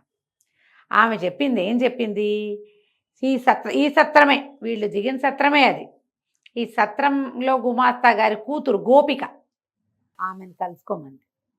గిరిక ఆమెను కలుసుకోవాలి. ఇప్పుడు అమ్మాయి కనిపించట్లా, ఆయన ఇల్లు ఎక్కడో, రేపొద్దున అమ్మాయిని పట్టుకోవాలి, తాము ఇక్కడ ఉన్నామని లోపలికి వార్త వెళ్ళాలి. ఎవరికి? మహారాణులకి. ఎందుకంటే ఆ మహారాణి చెలికత్తనే కదా, అమ్మాయి చెప్పింది మీకు ఏ సహాయం కావాలన్నా చేస్తాము, మేము సిద్ధం. ఇప్పుడు కలవాల్సింది గిరిక, పూర్వం కలిసింది విమల. సరే, మర్నాడు పొద్దున ఏం చేశారు, ఈ రామాచారి గారి దగ్గర కూర్చుని ఆయన చేయి పరీక్షించాడు. ఏంటంటే మీకు జ్యోతిష్యం వచ్చా అన్నాడు. వచ్చండి, ఆయన ఎవరో ఒక మహానుభావుడు హిమాలయాల నుంచి వస్తే, ఆయన వద్దంటున్నా ఏవో 4 ముక్కలు చెప్పాడు, నేర్చుకున్నా ప్రతి చోట ఉపయోగపడుతుంది, నేను చెప్పింది చెప్పినట్టు కనపడుతుంది, జరుగుతుంది, ఉన్నది ఉన్నట్టు లేనిది లేనట్టు చెప్పి అవతలు బారేస్తానన్నాడు. చెప్పండి అంటే చేయి బాగా చూసి, మీ జీవితం బాగానే ఉందండి, మీకు ఒక అందమైన కూతురు ఉంది కదా అన్నాడు. ఆనంగానే కూతురు అందమైంది అనగానే జావగారిపోయాడు ఆయన. అవునండి, నాకు ఒకతే కూతురు ఉంది, మా కూతురు చాలా అందగత్తే, రాజుగారికి కనపడకుండా దాచిపెట్టుకుంటున్నామండి అన్నాడు. అనేసరికి చాలా బాగుంది, మీ కూతురు భవిష్యత్తు కూడా చూస్తే బాగుంటుంది, ఇంకా అమ్మాయి భవిష్యత్తు చాలా బాగుంటుందండి అన్నాడు. ఈయన అన్నాడు, ఈ సత్రం గుమాస్తా గారు, నా చేతిలోనే తెలుస్తుందండి మా అమ్మాయి భవిష్యత్తు అన్నాడు. మీ చేతిలో ఏం తెలుస్తుందండి, మీకు అమ్మాయి ఉందని తెలుస్తుంది, పిల్ల చేయి చూస్తే ఏమైనా తెలియచ్చు అనేసరికి పక్కన కూర్చున్నాడుగా చిత్రవ్రతుడు. అదేంటి కోపన్న అట్ట వదిలేస్తావు, ఆ పిల్ల చేయి కూడా చూసి ఏదైనా చెప్తే చేయించుకుంటాడు కదా అని ఎంకరేజ్ చేశాడు. ఈయన గబుక్కున ఆ పిల్లని తీసుకొచ్చి ఎవరికైనా చూపించే ఉద్దేశం లేదు. కానీ ఇప్పుడు జ్యోతిష్యం అనగానే అందరూ చేతులు చెప్తారు కదా. ఆయన అన్నాడు, రేపొద్దున పిలిపిస్తా మా అమ్మాయిని, మా అమ్మాయి చేయి చూసి చెప్పాలండి, ప్లీజ్ అండి అని బతిమలాడాడు. సరేలేండి మీరు అడుగుతున్నారు కాబట్టి, కానీ లేకపోతే ఏముంది చూద్దాంలేండి, రేపటి సంగతి రేపు అన్నాడు. ఆయన మర్నాడు పొద్దున్నే కూతురుని తీసుకొచ్చాడు. ఈయన గాల్లో బాణం వేశాడు, కానీ నిజంగానే చక్కటిది ఆ గిరిక. ఆ పిల్లనే కదా, ఆ పిల్లకి తెలియజేయాలి మేము ఇక్కడ ఉన్నాము, మిమ్మల్ని కలిసిన వాళ్ళం మేమేనని తెలియజేయాలి. ఆ పిల్ల చేయి చూసే లోపల ఈయన్ని మంచినీళ్ళు ఇద్దామని ఇద్దామని మెల్లిగా అమ్మాయికి చెప్పాడు, విమలని పూర్వం కాపాడిన వాడిని నేనే, మేము ఇక్కడ ఉన్నామని విమలకి వార్త తెలియచేయండి. చెప్పాలి అంటే, అవునండి అప్పుడు చెప్పింది విమల తనని కాపాడారని, మిగిలిన వివరాలు అవి చెప్పలేదు. సరే మీరు ఇక్కడ ఉన్నారని చెప్పాలి అంతే కదా, నేను విమలకి తెలియజేస్తానంతే. విమలకి తెలియజేయటం ద్వారా రాజకుమారుడు ఏం సాధించాలనుకున్నాడో మనం తర్వాయి భాగంలో తెలుసుకుందాం. రమగారు, వేగు చుక్క సిరీస్లో ఉన్నామండి మనం. ఒకసారి అది కంప్లీట్ చేసుకుందాం. ఇంకా ఎన్ని భాగాలు వస్తాయండి ఇంచుమించుగా? ఒక 2-3 భాగాలు వస్తాయి. ఓకే. సత్రం గుమాస్తా కూతురుతోటి మాట్లాడాడు శశికాంతుడు. మాట్లాడి అమ్మాయికి రహస్యంగా మేము వచ్చామని, ఈ ఊళ్ళోనే ఉన్నామని, విమలకి మా ఆచూకీ చెప్పమని ఆ అమ్మాయికి మంత్రోపదేశం చేస్తున్నట్టుగా చెవిలో రహస్యంగా చెప్పాడు. ఆ అమ్మాయికి తెలుసు గిరికకి విమల ఈ ఊరు నుంచి ఆ ఊరు వెళ్ళటం, మాళవిక తల్లిదండ్రులు కలుసుకోవటానికి వెళ్ళటం, అక్కడ మధ్యలో ఒకడు అడ్డం పడితే గూఢచారి అతన్ని యువరాజు వాడిని కొట్టి ఈ విమలను రక్షించడం వివరం తెలుసు. విమలకి బెస్ట్ ఫ్రెండ్ ఈ గిరిక. అమ్మాయి అన్నట్టు ఈ విషయాలన్నీ నాకు తెలుసు, నేను తెలియచేస్తానని చెప్పింది. కబురు వెళ్ళింది అక్కడికి. వెళ్ళంగానే ఈ విమల మాళవికకి చెప్పింది, మా యువరాజు ఊళ్ళో ఉన్నట్ట, నన్ను కలుసుకోమన్నాడు, నేను వాళ్ళే అప్పుడు ఆ రోజున అమ్మాయి ఏ సత్రం చెప్పిందో ఆ సత్రానికే వచ్చి ఉన్నారు వీళ్ళు. సత్రం ఆయన కూతురికే చెప్పమందనమాట తన సంగతి. విమల వెళ్ళి కలుసుకునేసరికల్లా సంతోషించింది. ఇతనితో పాటు చిత్రవ్రతుడు ఉన్నాడు. ఆ చిత్రవ్రతుడు మొట్టమొదటి చూడంగానే ఆ విమలతో ప్రేమలో పడ్డాడు. యువరాజు ఏం చెప్పాడంటే, మేము కొంతకాలం ఈ ఊళ్ళో ఉండదలుచుకున్నాం, మేము రకరకాల రాజ్యాలు తిరిగి ఆ రాజ్యాల్లో ఉన్న పరిస్థితులు అవి పరిశీలన కోసం వచ్చాం, అయితే నేనని తెలియకూడదు, మేము రహస్యంగా ఉండటానికి మాకు ఒక ఇల్లు కావాలి అంటే విమల బాగా ఆలోచించి, సరే కోటగోడకి అంతఃపురాలకి దగ్గరలో ఉన్నదే ఒక ఇల్లు ఉంది, ఒక స్నేహితురాలి అన్నది, నేను వెళ్ళి మాట్లాడతానని. ఈ విమల అక్కడికి వెళ్ళి ఏం చెప్పిందంటే, మా అమ్మ నాన్న త్వరలో రాబోతారు ఈ ఊరు, నన్ను చూడకుండా ఉండలేకపోతున్నారు, శ్రీపురంలో ఉండరు, ఇప్పుడు ఇక్కడికే వచ్చి ఉండాలనుకుంటున్నారు, కాబట్టి మా అమ్మ నాన్న వస్తారు, ముందుగా వచ్చి కొద్దిగా చూసుకోవడానికి మా మేనమామలు వస్తారు, ఇద్దరు వస్తారు, మా మావయ్యలు ఇద్దరు వచ్చి ఇక్కడ ఈ ఊరంతా చూసుకుని వాళ్ళు అన్ని సామాన్లు అవి ఏర్పరిచి మా అమ్మ నాన్న వచ్చి ఉండటానికి వీలుగా వాళ్ళు ముందు వస్తారని చెప్పి వాళ్ళతోటి మాట్లాడింది. ఇతను డబ్బులు ఇచ్చాడు ఇల్లు మాట్లాడి పెట్టడానికి శశికాంతుడు. ఆ డబ్బు ఇచ్చి మరి అడ్వాన్స్ ఇవ్వాలిగా, ఇచ్చి ఒక చిన్న ఇల్లు, ఇవి ఎప్పుడు వచ్చారు ఎప్పుడు వెళ్ళారో ప్రపంచానికి తెలియకుండా ఉండేలాంటి సందున్న ఇంటిని ఆ అమ్మాయి సెలెక్ట్ చేసింది. ఎందుకంటే ఈయన యువరాజు కదా, తెలియకూడదు, ఆయన చెప్పిన మాటకి సాటిస్ఫై అయ్యింది, అంతేగాని ఇక్కడున్న సమస్య విమలకు తెలియదు. అదేలేండి. అయితే ఏం చెప్పిందంటే, మీరు ఈ ఊళ్ళో తిరగటానికి మీకు కొత్త సమస్యలు ఉన్నాయి, ఇవాళ రేపు వేగు చుక్కని ఒక ఆయన వచ్చాడు మా ఊళ్ళోకి, మరి మా సైనికుల్ని వాళ్ళని ఎత్తుపోతున్నాడు, మరి మిమ్మల్ని చూసి ఏమైనా అలాంటి భ్రమపడతాడేమో, కొంచెం జాగ్రత్తగా ఉండండి అంటే ఇతను అన్నాడు, అన్ని పరిస్థితులకి ఎదుర్కోవాల్సిందే కదా, మీ పరిస్థితులు అధ్యయనం చేయటానికి మీ రాణులకి విముక్తి కల్పించడానికే నేను ఈ ఊళ్ళో ఉంటున్నది. అప్పుడు కూడా ఈ అమ్మాయికి వేగు చుక్క ఇతనేనేమో అన్న అనుమానం రాలి, అసలు ఆయన మీద అలాంటి యువరాజు కదా, పైగా వేరే దేశపు యువరాజు, ఆయనకేం పని మన దేశంలో, ఊరికే అడ్మినిస్ట్రేషన్ గురించి తెలుసుకోవడానికి వచ్చాడు అనుకుంది. సరే వెళ్ళి మాళవికకి చెప్పింది, మరి కదంబ యువరాజు మన ఊళ్ళోనే ఉన్నాడు, అప్పుడు నాకు సహాయం చేసిన ఆయన, అంటే ఓసారి కలవాలనుకుంటున్నానంటే మాళవిక కంటే ముందే విమల చెప్పింది, మహారాజు మహారాణుల్ని దేవాలయానికి పంపడం కూడా మానేశాడు, అందువల్ల ఆవిడ మిమ్మల్ని ఎక్కడా కలుసుకోలేదు, మాళవికాదేవికి మిమ్మల్ని కలుసుకోవాలని ఉంది, మీరు నాకు సహాయం చేశారని, ఒక సోదరుడిగా మీరెంతో సహాయం చేశారని ఆవిడకున్నది చాలా, కానీ కనీసం దేవాలయం దగ్గర కలిసే వీలు కూడా లేదు, పోతుటీగా కూడా ప్రవేశించకుండా అంతఃపురాన్ని బంధించి ఉంచారు, అందుకని కలవలేకపోతోంది, నేను కలవలేము, నేను ఎప్పుడైనా ఇక్కడికి వస్తాను, మీకు ఏదైనా కావాలంటే నాకు తెలియజేయండి, మీకు కావాల్సిన ఏర్పాట్లు నేను చేస్తాను అని చెప్పింది. వెళ్ళి మళ్ళీ మాళవికాదేవికి చెప్పింది, యువరాజు ఊళ్ళోనే ఉన్నాడని, ఆయనకు ఒక ఇల్లు ఏర్పరిచానని. అంటే మాళవిక కూడా అదే భయం, ఈ వేగుచుక్క గొడవల్లో ఈయన ఏమైనా ఇబ్బంది పడతాడేమో అంటే, ఏమిటో ఆయన మేము జాగ్రత్తగా ఉంటానులేమో, 4 తెలియాలి కదా అని అన్నాడు. ఆయన తన ఐడియా ప్రకారం మీకు అందరికీ కూడా ఏదైనా సహాయం చేసే ఉద్దేశంతో కూడా ఉన్నాడు అని చెప్పింది. ఇంతలో ఈ వేగుచుక్క రకాలు మెల్లిమెల్లిగా పెరుగుతున్నాయి. ఉత్తరం రాశారు, ఉత్తరం చదివాం మనం. అది ఉత్తరం తీసుకొచ్చాక నీ అంతు చూస్తానని రాయబడి ఉంది. క్రమంగా ఎట్లా అయిందంటే, ఎక్కడెక్కడి నుంచి శిస్తులు వసూలు చేసుకొస్తున్నారో అక్కడికి వెళ్ళిపోతున్నాడు ఆ వేగుచుక్క. వాళ్ళని చిత కొడతాడు, కొట్టాడని అనుకుంటారు, ఒకడు మిగులుతాడు, మొత్తం గుంపంతా మాయమైపోతుంది. డబ్బులు మాత్రం వీళ్ళకే ఇస్తున్నాడు. డబ్బు కొట్టేయటల్లా వీళ్ళల్లో వీళ్ళు రాజు మంత్రి అందరూ మాట్లాడుకోవటం మొదలుపెట్టారు. అయితే ఈ రాజు మంత్రులు మాట్లాడుకుంటున్న సమయంలో ఈ కొంతమంది సైనికులు వచ్చారు. ఊళ్ళో ఎక్కడా కొత్త వాళ్ళు లేరు. ఒకే ఒక్క సత్రంలో ఒక కొత్త 2 మగవాళ్ళు ఉన్నారు, వయసు మళ్ళిన వాళ్ళే. వీళ్ళు సత్రంలో వాళ్ళు చుట్టుపక్కల ఉన్న పేదవాళ్ళందరికీ భోజనాలు కూడా పెట్టిస్తున్నారట. అనేసరికల్లా మంత్రి గారికి అనుమానం వచ్చింది, వాళ్ళని పట్టుకురండి అన్నాడు. వీళ్ళందరూ సత్రానికి వెళ్ళేసరికల్లా అప్పటికి వీళ్ళు వేరే ఇల్లు చూసి పెట్టిందిగా విమల, వీళ్ళిద్దరూ నిశ్శబ్దంగా అక్కడి నుంచి వెళ్ళిపోయారు. మళ్ళీ సైనికులు ఆలోచించుకుని వచ్చేసరికల్లా వాళ్ళు లేరు. వాళ్ళు ఏదో ఊరు వెళ్ళిపోతామన్నారండి. వాళ్ళు చెప్పింది ఏమిటి, దున్నపోతల పాలెం అలాంటి పేర్లు చెప్పారు. అసలు అలాంటి ఊళ్ళలో వెలుగొడ్ల పాలెం ఎక్కడుంది ఊరు? ఆ ఊరు పేరే అబద్ధమని మంత్రి గారికి డౌట్ వచ్చింది. ఊరు అయితే అసలు అట్లాంటిది, ఎవరో మనని మోసం చేస్తున్నారు, వాళ్ళు ఏమైనా వేషం వేసుకున్నారా ఏమిటంటే సత్రంలో ఎవరికీ తెలీదు. వాళ్ళ నిజ రూపాలు వాళ్ళు కూడా చూడలే. వచ్చిన వాళ్ళ కుర్రాళ్ళని తెలియదు వాళ్ళకి. కొద్దిగా పెద్దవాళ్ళు వయసు మళ్ళిన వాళ్ళ వేషాల్లో ఉన్నారు. వీళ్ళు ఇక్కడి నుంచి బయటకు వెళ్తారు, చటుక్కున వేషం తీసేస్తారు, వచ్చేటప్పుడే వేసుకొస్తున్నారు. వాళ్ళకి తెలీదు. వాళ్ళు వెళ్ళిపోతామన్నారండి, సొంత ఏదో పక్క ఊరు వెళ్తామన్నారు, ఇక్కడ లేరు వాళ్ళు అన్నాడు. ఇక ఇప్పుడు ఏం చేయాలి? మళ్ళీ వెనక్కి వచ్చారు సైనికులు, అక్కడ వాళ్ళు కూడా లేరు అని. మొత్తం ఊరంతా తిరుగుతున్నారు. ప్రతి ఇంట్లోనూ గాలింపులు మొదలైనవి, ఇళ్లల్లో గాలిస్తున్నారు. ఒకవేళ విమలగా చూపించిన ఇంట్లోకి గాలింపుకు వచ్చినా ఇక్కడ ఉన్నది ఎవరు? విమల తాలూకు మేనమామలు. వాళ్ళు ఊరికే ఇల్లు చూసి వెళ్ళడానికి వచ్చారు, అమ్మా నాన్న వస్తారు. ఇప్పుడు కొత్త వాళ్ళుగా చెప్పలేరు కాబట్టి పట్టుబడరు అన్నమాట. వీళ్ళు ఏం చేశారు, ఆ భోజనాలు ముసలావిడతోటి వంట చేయించి అందరికీ పంచిపెట్టారు కదా, అట్లా బోలెడని తీపి పదార్థాలు చేయించుకుని ఎక్కడెక్కడ సైనిక శిబిరాలు ఉన్నాయో చూడడం మొదలుపెట్టారు.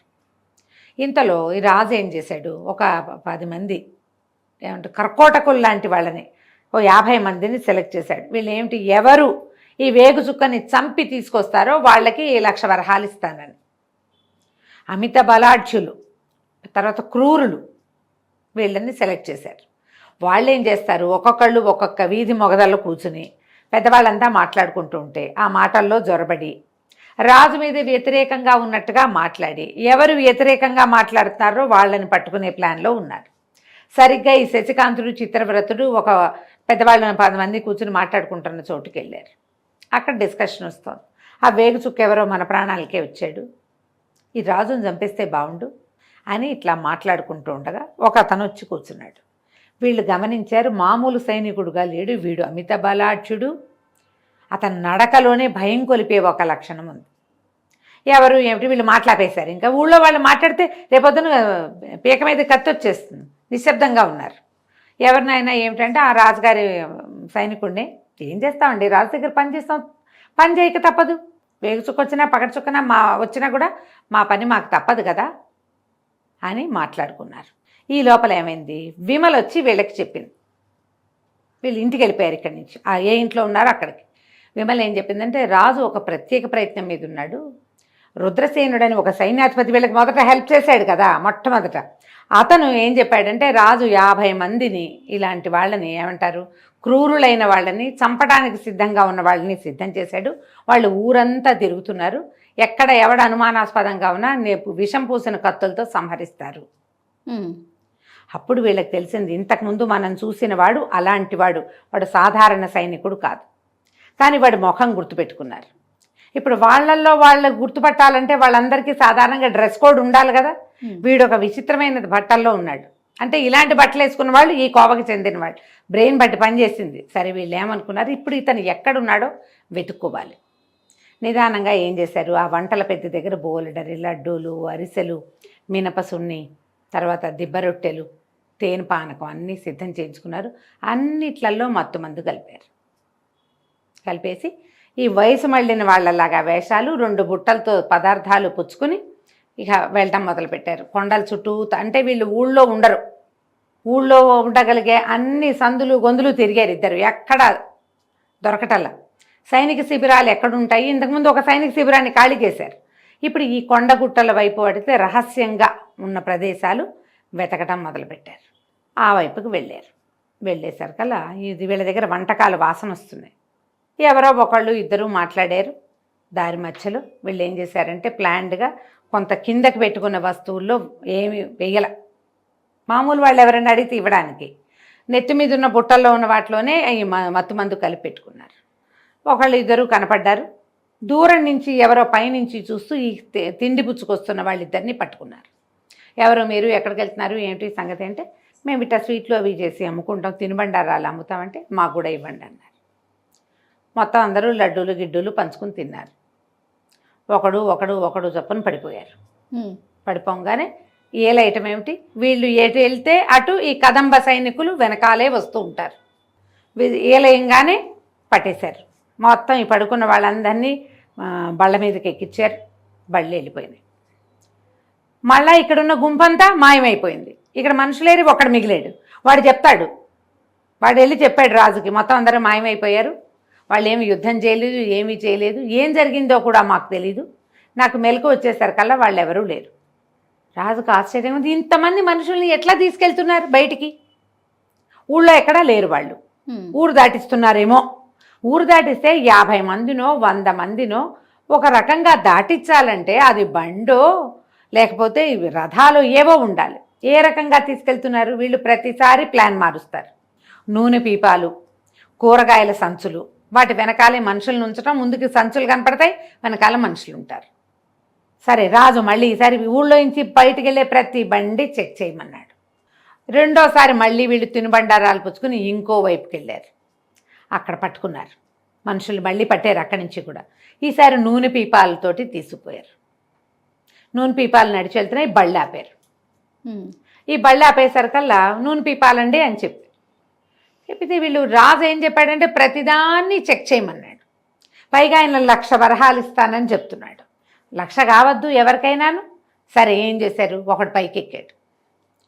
పైకెక్కి ఇదేమిటి నూనె పీపాలకి ఇన్ని కంతలు ఉన్నాయి, నూనె పీపాల కంతుంటే కారిపోదు, అదే కదా, ఇదేమో చూడడానికి నూనె పీపాగా ఉంది, కంత ఎందుకు ఉందని ఇట్లా మూత తీయబోయాడు. ఈ పైకెక్కిన బండివాడు ముక్కు పగలగొట్టేశాడు ఆ సైనికుడు. అక్కడి నుంచి పక్కనే కొమ్ము బూరా బొడ్డును దోపుకుని ఉండేది తీసి బూరా ఊదేశాడు. ఊదంగాని ఆ 10 బళ్ళు ఆగినాయా, ఆ బళ్ళకి చుట్టూతా రక్షణగా జాగ్రత్తగా వస్తున్నారు కదంబ సైనికులు. ఎప్పుడైతే బూరా ప్రమాద సూచిక మోగిందో మొత్తం అంతా వచ్చి పడిపోయి ఈ సైనికులందరినీ చావగొట్టారు.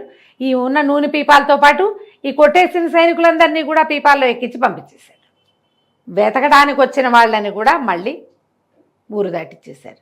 ఈ రకంగా ఎంతమంది సైనికులు ఊళ్ళో నుంచి బయటికి వెళ్ళిపోయారు. ప్రతిసారి ఇట్లా సైనికులు తప్పించుకోవటం, అంటే బయటికి వెళ్ళిపోవటం, ఊరంతా ప్రచారం అవటం, రాణుల మధ్యలో డిస్కషన్ రావటం మొదలైంది. ఎప్పుడో ఒకప్పుడు ఈ రాజు పేరడ విరగడైపోతుంది. కుందన వల్లని ఒక అమ్మాయిని పెళ్లి చేసుకున్నాడు, 30వ భార్య. ఆ అమ్మాయి ఏమంటుందంటే, చంపేద్దాం రాజుని, ఇదే సమయం. ఈ మధ్యలో వీళ్ళకి ఆ రాజు ఈ తలకాయ నొప్పులు, ఈ గోళలు పడలేక భార్యల దగ్గరికి రావడం మానుకున్నాడు. వీళ్ళందరూ కూడా ఈ వేగు చుక్క అనే ఒక వ్యవహారం మొదలయ్యేసరికి మగవాళ్ల వేట మానేశారు రాణులు కూడా. ఏం జరుగుతుందో ఈ రాజ్యంలో ఏదో మార్పు రాబోతోంది. ఇప్పుడు ఎందుకు ఈ చపలత్వం? మనకి ఏదైనా ఒకవేళ విముక్తి వస్తుందేమో, ఈ జైలు, ఈ అమ్మా నాన్నని చూడకుండా ఉండటం, ఎక్కడికి వెళ్ళకూడదు, పంజరంలో చిలకల్లా ఉన్నాం, ఈ చిలకల జీవితాలు వద్దు అని వాళ్ళు కూడా ఈ మగవాళ్ల వేటలు అవి పూర్తిగా మానేసుకుని కూర్చున్నారు. రోజు వేగు చుక్క గురించి ఒక కొత్త సంగతి వింటాం, అందరూ కూర్చుని మాట్లాడుకుంటూ ఉంటాం. రేపు ఏం జరగబోతోంది, మనమే రాజుని పిలిచి ఏదైనా విషయం పెట్టి చంపేస్తే పీడ విరగడైపోతుంది, రాజ్యానికి పట్టింది అంటే. అందరు అమ్మో భర్తను చంపటమే అన్నారు. ఈ కుందన వాళ్ళది భర్త పాడా వీడు, ఒకళ్ళకైతే భర్త, 100 మందికి భర్త ఏమిటి, ఇంతమందికి 30 మందికి మనకు అక్కర్లేదు, హాయిగా ఫ్రీడమ్ అనుభవిస్తాం మనము, చంపేద్దాం రాజుని. ఎలాంటి ఆలోచనలు వస్తాయి మరి చూడండి. ఏదంటే చూడండి, బంధిస్తే పిల్లి కూడా పూలైపోతుందని. ఇలా ఈ కథ నడుస్తూ ఉండగా ఒకనాడు ఒక వింత జరిగింది. వీళ్ళు దొరికిపోయారు. ఎవరు? యువరాజు చిత్రవ్రతుడు ఓ పట్టేశారు వాళ్ళని. పట్టేసి ఇక అంటే వీళ్ళు అని తెలియటం కాదు, ఒక ఇద్దరు తినుబండారాలు అమ్ముతున్నారు, పట్టుకున్నారు. పట్టేసిన తర్వాత ఏమైంది, కొంచెం కాస్త 4 అడుగులు ముందుకేశారు. ముందుకేసి వీళ్ళని ఎక్కిచ్చేసేయండి, ఇక దొరికిపోయినట్టే, వీళ్ళ వల్లే ఏదో జరుగుతోందని కేకలు పెట్టారు, అరిచారు. ఈ కేకలు అరుపులు అయ్యేసరికలు వీళ్ళిద్దరు పిక్కమొహం పడింది చిత్రవ్రతుడు. ఇంతలో ఏమైంది, అతనికి ఒక పరిచితమైన విజిల్ వినపడింది. కదంబ సైనికులు వీళ్ళు ఎటు వెళ్తే అటు వెళ్తారు కదా, ఎప్పుడైతే ఇక్కడ కోలాహలం పట్టండి కొట్టండి అన్న కేకలు వినపడ్డాయో, ఆ గొంతులు మన వాళ్ళవి కాదు వీళ్ళవి అని అర్థమైందో సైనికులు వచ్చి పడ్డారు. యువరాజును విడిపించుకుని యువరాజును బంధించిన వాళ్ళందరినీ పట్టేసుకున్నారు. మొత్తం గుంపంతా మళ్ళీ బండెక్కారు, వెళ్ళిపోయారు. ఈ వెళ్ళిన వాళ్ళందరూ ఆ ఊళ్ళో జైళ్లల్లో ఉంటున్నారు. హాయిగా శుభ్రంగా భోజనం పెడుతున్నారు, కులాసాగా ఆడుకొనిస్తున్నారు. వీళ్ళు మన ఎందుకు తెచ్చారు అనేది వీళ్ళకి అర్థం కావటల్లా. తెస్తే మన జైల్లో ఉంచాలి, ఒక ముద్ద పెట్టాలి, ఒక ముద్ద కాదు షట్రసోపేతంగా భోజనం పెడుతున్నారు. హాయిగా కత్తి కటారుతో ప్రాక్టీస్ చేయడానికి బోల్డంత స్థలం ఉంది, ఫ్రీగా తిరగచ్చు, జస్ట్ బయటకు వెళ్ళటలేదు అంతే. లోపల వీళ్ళు ఏం చేసినా అడిగేవాళ్ళు లేరు. వాళ్ళల్లో ఒకడు వృద్ధభట్టుడు ఏమన్నాడంటే, ఏముందిరా మనం చేస్తోంది, రాజు చెప్పిన అరాచక పనులన్నీ చేయటమే, మన చుట్టాల ఇళ్ల మీద పడే మనం ఎన్ని డబ్బులు తెచ్చాము, ఏ పెళ్లిలోనో ఎదురుపడితే మొహమాటం పోయే పరిస్థితిలో ఉన్నాం, ఇక్కడేం పని లేదు, హాయిగా ఉందాం, చక్కగా కసరత్తు చేసుకోవచ్చు, తిన్నదరిగితే హాయిగా తినచ్చు, తిన్నదరిగేదాకా కసరత్తు చేసుకోవచ్చు, ఉందాం వేచి చూద్దాం, ఏదో జరుగుతుంది, అదేమిటో తెలియదు, కానీ మనం ఎక్కడున్నామో మనకు తెలియదు, వాళ్ళు ఏ రాజ్యంలో ఉన్నారో వాళ్ళకి తెలియదు. ఈ రకంగా నడుస్తుంది. ఏం చేశాడో వేగు చుక్క వీళ్ళందరినీ వచ్చే భాగంలో చూద్దాం. రమ్మగారు మనము వేగు చుక్క సిరీస్లో ఉన్నామండి, ఇంచుమించు చివరి భాగానికి వచ్చేసాం. ఎప్పుడైతే ఇలా సైనికులు మాయమైపోవటము, డబ్బులు మాత్రము వెనక్కి రావటము, దీని మీద ఇక రాజుగారు మంత్రి బాగా ఆలోచించుకున్నారు. మంత్రి అన్నాడు, కాదండి ఓపెన్ సవాల్ విసురుదాం, మనం ఆ వేగు చుక్క ఎవడో వచ్చి కనపడి మాట్లాడమందాం అని చెప్పి ఆలోచించి ఊరంతా టమ్కేయించారు. వేగు చుక్క అనబడేవాడెవడో రాజుకి కనపడి, అసలు నీ డిమాండ్స్ ఏంటో మాకు తెలియచెయ్యి, ఓహో కాలబేరానికి వచ్చారు, నీకేం కావాలి, నువ్వు సైనికుల్ని మాయం చేస్తున్నావు, డబ్బులు మాకే వదిలేస్తున్నావు, నా అంతు చూస్తానని ఒకసారి ఒక ఉత్తరం రాసావు, ఎందుకు నువ్వు మా అంతు చూడాలనుకుంటున్నావు, అసలు ఏమిటి నీ ప్లాన్ ఆఫ్ యాక్షన్ అని టమ్కేయించారు. అప్పుడు ఒక ఉత్తరం పంపించాడు శశికాంతుడు. ఏమని, నిన్ను రాజ్యభ్రష్టుణ్ణి చేయటం, నీ నుంచి నీ రాజ్యాన్ని రక్షించటమే మా ఉద్దేశం, ఇదే మాకు కావాలి, నువ్వు ఎప్పుడు ఎక్కడికి రమ్మంటే అక్కడికి వస్తాను, కత్తి యుద్ధమా ద్వంద్వ యుద్ధమా నీ ఇష్టం, మల్ల యుద్ధమా నీ ఇష్టం, ద్వంద్వ యుద్ధం, నాతో పోరాడి నన్ను జయిస్తే నీ రాజ్యం నీది, నేను నిన్ను జయించానా నీ రాజ్యాన్ని ఇక నువ్వు లేనట్టే, ఈ రాజ్యం నీ రాజ్యం అయిపోయి వాళ్ళు హాయిగా ఉంటారు, నీలాంటి కర్కోటకుడి చేతుల్లో ఈ రాజ్యాన్ని ఉండనివ్వకూడదన్నదే నా ఉద్దేశం అనేసరికి రాజు చాలా బలశాలి, మహేంద్ర భూపతి, మల్ల యుద్ధంలో అద్వితీయుడు, శశికాంతుడు కుర్రాడు. సరే యుద్ధానికి తయారుగా ఉన్నాం, నువ్వు ఎప్పుడు వస్తే అప్పుడు మేము రెడీ. రాజు శశికాంతుడు ఇద్దరు అదే వేగు చుక్క ద్వంద్వ యుద్ధం చేయబోతారని ఊరంతా తెలిసిపోయింది. ఊళ్ళో జనమంతా చేరిపోయారు. వాళ్ళందరికీ ఆ రెండోవాడు ఎవడో వాడే గెలవాలి, వాడు ఎవడైనా సరే వీడు మాత్రం ఓడిపోవాలి. భరించలేక ప్రజలు ఈ రాచరికం లేదా ప్రభువో అధికారి ఎవరున్నారో వాళ్ళని భరించలేకపోతే నాశనం కోరుకుంటారు. వీడు చచ్చిపోవాలి, ఏమైనా సరే వీడు సర్వనాశనం అయిపోవాలి, అవతల వాడు ఎవడైనా సరే మనకు అక్కర్లా, సర్వస్వంగా తర్వాత ముందు వీడు పోవాలి. రాణులంతా సిద్ధంగా ఉన్నారు, ఎలాగైనా సరే వీడి పీడ విరగడైపోవాలని కోరుకుంటున్నారు, వాడెవడో వాడే గెలవాలి, భర్త గెలవాలని ఒకళ్ళు కూడా అనుకోలే. సరే మొత్తం పెద్ద పెరేడ్ గ్రౌండ్ లాగా ఏర్పరిచారు, పెద్ద ఎరీనా ఏర్పరిచారు, రాజుగారు సిద్ధంగా ఉన్నాడు. ఈ లోపలికి వచ్చాడు శశికాంతుడు, గుర్రంతో ముసుగు వేసుకుని వచ్చాడు. ముసుగు తీసేసరికి ఈ విమల తెల్లబోయింది. విమలకి తెలుసు ఈ ఊళ్ళో ఎవ్వరూ శశికాంతుడి ఒరిజినల్ స్వరూపం చూసిన వాళ్ళు లేరు. అతను సత్రంలో ఉన్నా, వాళ్ళ ఇంట్లో అద్దెకున్నా అతను మధ్య వయస్కుడి వేషంలో ఉన్నాడు. వీడు మా సత్రంలో ఉన్నాడు, వీడు మా ఇంట్లో ఉన్నాడని అనుకోవట్లా, వాళ్ళకి తెలియదు. అసలు గుర్తుపట్టింది కేవలం విమల ఒక్కతే. అమ్మాయే చూసింది శశికాంతుడిని.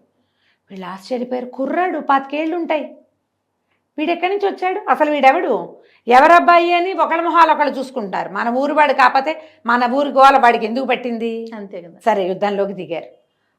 అసలు ఆశ్చర్యపోయాడు రాజు. అమ్మో వీడి కత్తి మామూలుగా లేదని. ఈ శశికాంతుడి కత్తి దెబ్బల్ని ముందు యుద్ధం చేసిన వాళ్ళందరూ రుచి చూశారు.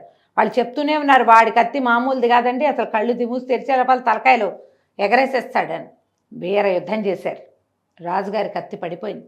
రాజు సహజంగా బలశాలి, మహేంద్ర భూపతి యుద్ధంలో అద్వితీయుడు, కానీ ఆయన ఇప్పుడు టెన్షన్లో ఉన్నాడు. రెండవది తను 50 దగ్గర పడ్డవాడు, ఎదురుగుండా ఉన్నవాడు కుర్రాడు, ఇంచుమించుగా కుమారుడి వయసు. పిల్లలు కలగల ఆయనకి, కలిగితే ఇంత పిల్లాడు ఉండాలి ఆయనకి. యువకుడి చలాకీతనం 50 ఏళ్ల వాడికి ఎట్ట అనుభవం ఉంటుంది. అనుభవం ఒకటే చాలదు, చలాకీతనం కావాలి. వీడు చెయ్యి తిరిగినవాడు. ఆయన ఏం చేశాడు, కత్తి పక్కన పారేసి మల్ల యుద్ధం చేయి నాతోటి అన్నాడు. ఆ మల్ల యుద్ధంలో కాసేపటికి శశికాంతుడు దొరికిపోయాడు ఆయనకి. ఆయన మల్ల యుద్ధంలో అసలు తను సాటొచ్చేవాళ్ళు లేరు మహేంద్ర భూపతి. రాణులు ప్రజలు అందరు ఇట్లా అరిచేతుల్లో పెట్టేసుకున్నారు, గుప్పెట్లో ఉన్నాయి ప్రాణాలు. ఏదో ఒక క్షణంలో కుర్రాడి మెడ విరిచేస్తాడు, కోడి మెడ విరిగినట్టు విరిగిపోతుంది అనుకున్నారు. ఎప్పుడైతే తనకి ఊపిరి అందకుండా అయిపోయిందో వీళ్ళంతా హాహాకారాలు చేస్తున్నారు. అయిపోయాడు వేగు చుక్కని. చిత్రవ్రతుడు మిత్రమా ప్రాణాలు రక్షించుకో అని కేకలు పెడుతున్నాడు, వినిపిస్తోంది గొంతు. వీడికి అతనికి గుర్తొచ్చింది, మొట్టమొదట అడవిలో సింహం దూకింది 3 ఆడపిల్లల మీద. అప్పుడు సింహం తన మీదకి దూకినప్పుడు ఎట్లా సింహం మీద నుంచి తను తప్పించుకున్నాడు, సింహం ఇట్లా పట్టేసుకుంది. ఎట్లా తను తిరిగాడో జ్ఞాపకం చేసుకుని ఒక్కసారి గిరుక్కుమని వెనక్కి తిరిగాడు. కాళ్ళు పట్టు మీద తిరిగేసరికల్లా చేతులు బిగిస్తున్నాడు రాజు. కాళ్ళ మీద పట్టు లేదు. ఈ తిరిగేటప్పుడు రాజుకి మోకాలు వెనకాల తన్నేశాడు శశికాంతుడు. తన్నేసి మోకాలు వెనకాల తగిలితే దెబ్బ పట్టు చేతులు వదిలేశాడు. వదిలేసిన మరుక్షణము రాజు కిందున్నాడు, ఆయన మీద శశికాంతుడు కూర్చుని ఉన్నాడు. కింద పడి మీద మనిషి కూర్చుంటే ఇంక అయిపోయినట్టే. ప్రజలంతా కేకలు పెట్టారు, అయిపోయింది ఇంకేముందని. ఈ కింద పడిన రాజుని అయితే ఇతను ఏం చేశాడంటే, కిరీటి అని వీళ్ళ సర్వసైన్యాధ్యక్షుడికి అర్ధరాజ్యం ఇస్తానని ఆశపెట్టాడు మహేంద్ర భూపతి. ఒకవేళ నేనే గెలిస్తే సరే, నేను ఒకవేళ గెలవకుండా వేగు చుక్క కనుక గెలిస్తే కత్తి సిద్ధంగా పెట్టుకో, ఏదో రకంగా ఒక పోటు వాడు చచ్చిపోతాడు, అర్ధరాజ్యం నీది అని చెప్పాడు రాజు. వీడు కత్తికి విషం రాసుకుని సిద్ధంగా ఉన్నాడు. కిరీటి మొదట ఉన్నవాడు కిరీటిని బంధించారు. ఒక సైన్యాధ్యక్షుడు బంధింపబడ్డాడు. వాడి కింద ఉన్న వాడికి ప్రచండుడు అనేవాడికి రాజు ఈ ఆశ పెట్టాడు. వాడు రెడీగా నుంచున్నాడు. ఎప్పుడైతే రాజు కింద అయిపోయాడో వాడు కత్తి పుచ్చుకొని ఏదో ఒక సమయంలో వీడిని ఒక గుచ్చుకుచ్చితే చాలు, విషంగా ఉన్న కత్తులు కనుక తగిలితే మరణిస్తాడు. జనం ఒక్కసారి పరిగెత్తుకుంటూ వచ్చేసారు మొత్తం అందరూ లోపలికి. రావటం ఏమిటి, ఇంచుమించు రాజును తొక్కిసలాట్లో తొక్కేసినంత పనిచేసి ఈ వేగు చుక్కను తీసేశారు వాళ్ళంతా. జయం శభాష్ అన్నారు. మా దుర్మార్గుడైన ఈ రాజు నుంచి, ఈ ఆడపిల్లల వేటగాడి నుంచి మమ్మల్ని రక్షించావు మా ప్రజలందరినీ అని చెప్పి కేకలు పెట్టారు. ఈ కత్తి ఎంత ట్రై చేసినా రాజును ఈ కుర్రాన్ని గుచ్చలేకపోతున్నాడు వాడు. ఇంతలో ఏమైంది, ఈ కదంబ సైనికులు చేరిపోయారు. ఆయన వాళ్ళ సైనికులు రైతులుగా చిన్న వ్యాపారస్తులుగా ఊరంతా పరుచుకుని ఉన్నారు కదంబ రాజ్యం నుంచి శశికాంతుడితో వచ్చిన వాళ్ళు ఏం చేశారు, ఎప్పుడైతే యువరాజు మీదకి వీళ్ళంతా ప్రజలు పరిగెత్తారో వాళ్ళు వచ్చేసి ఒక వలయంలాగా నుంచున్నారు. తమ రాజును తాము రక్షించుకోవాలి కదా, వలయంలాగా నిలబడ్డారు. వాళ్ళని దాటుకుని వెళ్ళలేకపోయాడు వీడి కత్తి పుచ్చుకుని. ఈ లోపల కొంతమంది ఏమో ఈ పాత సైనికుల్ని, రాజుగారి దగ్గర అంగరక్షకుల్ని పెడరక్కలు విరిచి పట్టేసుకున్నారు. వాళ్ళలో ఈ ప్రచండు కూడా ఉన్నాడు. ఇంకా కత్తేది విషమేది ఇంకేమీ లేదు. అందరూ ఆశ్చర్యపోయారు. మంత్రి గారు ఈ కుర్రాన్ని గుర్తుపట్టలేకపోతున్నాడు. ఆయనకి ఏమనుంది, డిండిమ భట్టు మంత్రి. వీడు చూస్తే మామూలు రాజ్యంలో తిరిగే కుర్రాడు గ్యారంటీగా కాదు. వీడు వెనకాల ఇంతమంది సైనికులు ఉన్నారంటే వీళ్ళందరూ మామూలు స్వరూపాల్లో ఉన్నారు. ఎవరికి కదంబ రాజ్యపు గుర్తులు లేవు. ఏ రాజ్యం నుంచి వీడు వచ్చి ఉంటాడో తెలియదు వాళ్ళకి. సరే ఇంకేం చేస్తారు, ఇగో వేగు చుక్కను రక్షించండి, అతడే మన ప్రభు అని ప్రకటించేశాడు మంత్రి గారు. అదే కదా యుద్ధ నియమం. ఆ రాజుగారిని ఎత్తి తీసుకుపోయి దీంట్లో పడేశారు, పక్కన పడేసేశారు. సరే తెల్లవారితే సభ, వేగు చుక్కకి రాజ్యాభిషేకం అన్నారు. అతను వచ్చాడు మర్నాడు పొద్దున. రాత్రి దీంట్లో అంతఃపురంలో ఒక రాజుగారి మహారాజు భవనంలో నిద్ర చేయమంటే ఇతను నేను ఇక్కడ నిద్ర చేయను, నాకు వేరే ప్లేస్ ఉంది, నేను ఇక్కడ ఉండను. ఎందుకంటే తెల్లవారి లోపల మళ్ళీ తన మీద ఎలాంటి కుట్ర జరుగుతుందో తెలియదు. ఇక్కడ ఉండను, నా ప్లేస్లో నేను ఉంటా, రేపు ఉదయం వస్తానని చెప్తాడు. రాణులందరూ సంతోషిస్తారు, అమ్మయ్య రాజు దొరికిపోయాడు, ఇక మనకు ఫ్రీడమ్ వచ్చేసింది. హాయిగా సంతోషంగా ఉన్నారు, ఊరంతా పండగ చేసుకున్నారు. మర్నాడు పొద్దున్న సభ తీరిస్తే శశికాంతుడు చిత్రవ్రతుడిని వెంట పెట్టుకుని వచ్చాడు. వచ్చేసరికల్లా సభలోకి ప్రవేశించాడు. రాణులందరినీ పిలిపించండి అన్నాడు. మహారాణులు 30 మంది వచ్చి సభలో కూర్చున్నారు. ఇతను ఏం చెప్పాడంటే, మీ రాజ్యం నాకు అక్కర్లేదు, రాజ్యం కోసం ఈ పని చేయలేదు, ఇంతమంది రాణులు ఉన్నారు, వీళ్ళల్లో సమర్థులైన వాళ్ళని మహారాణిగా చేసుకోండి. ఒకళ్ళు సైన్యాధ్యక్షులుగా, ఒకళ్ళు మంత్రిగా వాళ్ళే ఉంటారు. భర్త యొక్క రాజ్యం వాళ్ళది, వాళ్ళు ఎవరినైనా పెంచుకుంటారా, ఏం చేస్తారా, అవన్నీ వాళ్ళ ఇష్టం. వివాహాలు చేసుకుని ఇంకో రాజ్యం నుంచి ఏమైనా తీసుకుని అదంతా వాళ్ళ ఇష్టమే. నేను కేవలం ఒక సహాయం చేయడానికి, ఈ రాజ్యంలో ఈ దుస్థితిని తప్పించడానికి వచ్చాను. ఇది తప్పించకపోతే మా రాజ్యాల నుంచి ఇక్కడ మేము వ్యాపారం చేయలేం. మీ రాజ్యంలో ఉన్న దురాచారం మా రాజ్యాలకు కూడా పాకుతోంది. చుట్టుపక్కల రాజ్యాలన్నీ కలుషితం అయిపోతున్నాయి ఈ ప్రవర్తన వల్ల. ఇతని నిరంకుశ ధోరణి మాకు నచ్చలేదు, అందుకని నేను ఈ పని చేశాను, నేను కదంబ యువరాజు శశికాంతుడిని ప్రకటించేశాడు. ఆశ్చర్యపోయారు అందరూ. పక్క రాజ్యపు యువరాజు మన రాజ్యానికి వచ్చి ప్రజాకంటకుడుగా ఉన్నటువంటి ఈ స్త్రీలోలుడుగా ఉన్న రాజుని ఈ రకంగా నేలని పట్టించడం చాలా విశేషంగా అందరూ మెచ్చుకున్నారు. మాళవికని మహారాణిని చేశారు. ఈ కుందనవల్లి చాలా తెలివిగలది కదా, తెలివిగల ఉపాయాలు చేసే కదా ఎక్కడెక్కడి నుంచో మగవాళ్ళని తెప్పించేసుకుంది. ఆ అమ్మాయిని మంత్రిని చేసుకున్నారు. మీకు సహాయం చేస్తాం అంతే, మీ రాజ్యం మీరు చేసుకోండి. ఇక ఇక్కడి నుంచి ఈ రాజుగారిని ఆదర్శంగా తీసుకుని 5 పెళ్ళిళ్ళు 4 పెళ్ళిళ్ళు చేసుకుని ఉంపుడు గత్తెలను పెట్టుకుని వెధవేషాలు వేసిన వాళ్ళందరినీ కత్తిరించి పారేశారు. ఎవరైతే 4 పెళ్ళిళ్ళు చేసుకున్నారో వాళ్ళ ఆస్తులు కత్తిరించి రాజ్యంలో కలిపేశారు. వీళ్ళు కొద్ది రోజులుగా వీళ్ళ ఈ డబ్బులకి ప్రజలందరి దగ్గర నుంచి చాలా పెద్ద పెద్ద సొమ్ములు వసూలు చేశారు కదా, ఎవరి సొమ్ము వాళ్ళకి చేరేలాగా చేసేశారు. మాళవిక ఏం చెప్పిందంటే, రుద్రసేనుండి మేము సైన్యాధిపతిని చేసుకుంటాం, అతని కూతురు ఈయన వల్ల చనిపోయింది, అతను మాకు సహాయం చేశాడు, అతను సమర్థుడు కాబట్టి అతన్నే మేము సైన్యాధిపతిని చేసుకుంటాం. సరే, అక్కడి నుంచి చిత్రవ్రతుడితో కలిసి ఈ శశికాంతుడు వెనక్కి వెళ్ళిపోయాడు. మీకు ఈ మన విమలని మా చిత్రవ్రతుడికి ఇచ్చి పెళ్లి చేయండి అని అడిగాడు. వాళ్ళు కూడా ఒప్పుకున్నారు. ఈ అమ్మాయిని తీసుకుని వీళ్ళు తమ రాజ్యానికి, కదంబ రాజ్యానికి వెళ్ళిపోయారు. ఈ రాగమంజరి అక్కడ ఉంది కదా, రాజ్యంలో వాళ్ళ అమ్మగారి దగ్గర ఉంది. సరే, ఆ వాళ్ళిద్దరికీ వివాహాలు అయ్యాక వివాహానికి మళ్ళీ ఇక్కడి నుంచి రాణి, మంత్రి అందరూ వచ్చారు. వచ్చినప్పుడు శశికాంతుడు చెప్పాడు, ఆయన శాశ్వతంగా జైల్లోనే ఉంటాడు. ఈ మగవాళ్ళు 2వ పెళ్లి చేసుకోవచ్చు అనే నియమం ఉన్నట్టే స్త్రీలు కూడా 2వ పెళ్లి చేసుకోవచ్చు అనే ఒక నియమాన్ని మీ రాజ్యంలో పెట్టుకోండి. మీరందరూ వివాహాలు చేసుకోండి. ఈ స్వేచ్ఛా విహారపు విధానానికి స్వస్తి చెప్పండి. ఆ పద్ధతి పెట్టుకోవద్దు. పతివ్రతలుగా ఉండండి. రాజులు లేదా అధికారులు ఆదర్శవంతంగా ఉండాలి. మీకు ఆదర్శం లేకపోతే ప్రజలు మీ వెంట ఉండరు. సంతానం లేకపోయినా మహారాజు కనుక ఏకపత్ని వ్రతుడు కానీ లేదా 2 ముగ్గురుతోనో ఉండుంటే ఇలా అయ్యేది కాదు. కాబట్టి మీరందరూ వివాహాలు చేసుకోండమ్మా, ఎవరి దారిన వాళ్ళు, మీ పుట్టింటి వాళ్ళు, అత్తింటి వాళ్ళు అందరినీ మామూలు. కొంతమంది అసలు సంసారాలు కోల్పోయారు, అమ్మని నాన్నని కోల్పోయిన వాళ్ళు ఉన్నారు. వాళ్ళకి ఇంకా చుట్టాలు పక్కాలు ఉంటారు కదా, యథేచ్ఛగా మీ ఇళ్ళకి వెళ్తూ మీ కుటుంబాలతో స్నేహాలు నేర్పుతూ సంతోషంగా ఉండండి. ఈ మాళవిక, కుందనవల్లి వీళ్ళంతా తమ రాజ్యానికి వెళ్ళిపోయి తర్వాత వాళ్ళ అమ్మా నాన్నలు చూసినటువంటి ఇలా వివాహితలు వీళ్ళ సంగతులు తెలుసు కదా, ఆలోచించి తమ జీవితాలకు సరిపడా ఎవరి ఏర్పాటు వాళ్ళు చేసుకున్నారు. కొంతమంది కుటుంబాలను తెచ్చిపెట్టుకున్నారు, కొంతమంది వాళ్ళ కుటుంబాల్లోనే ఎవరో వాళ్ళకి తగిన వాళ్ళని చూసి వివాహాలు చేసుకున్నారు. వాళ్ళు హాయిగా వాళ్ళ రాజ్యం హ్యాపీగా నడిచిపోయింది. ఈ వేగు చుక్క స్వరూపంలో వెళ్ళి పక్క రాజ్యంలో ఉన్నటువంటి విపత్కర పరిస్థితుల్ని సరిచేసినటువంటి శశికాంతుడు తమ రాజ్యానికి రాజయ్యాడు. చాలామంది చుట్టుపక్కల ఉన్న రాజ్యాలన్నింటికీ ఆదర్శప్రాయుడుగా నిలబడ్డాడు. కథ కంచికి మనం ఇంటికి. చాలా బాగుంది రమ్మగారు. నమస్తే. నమస్తే జయ.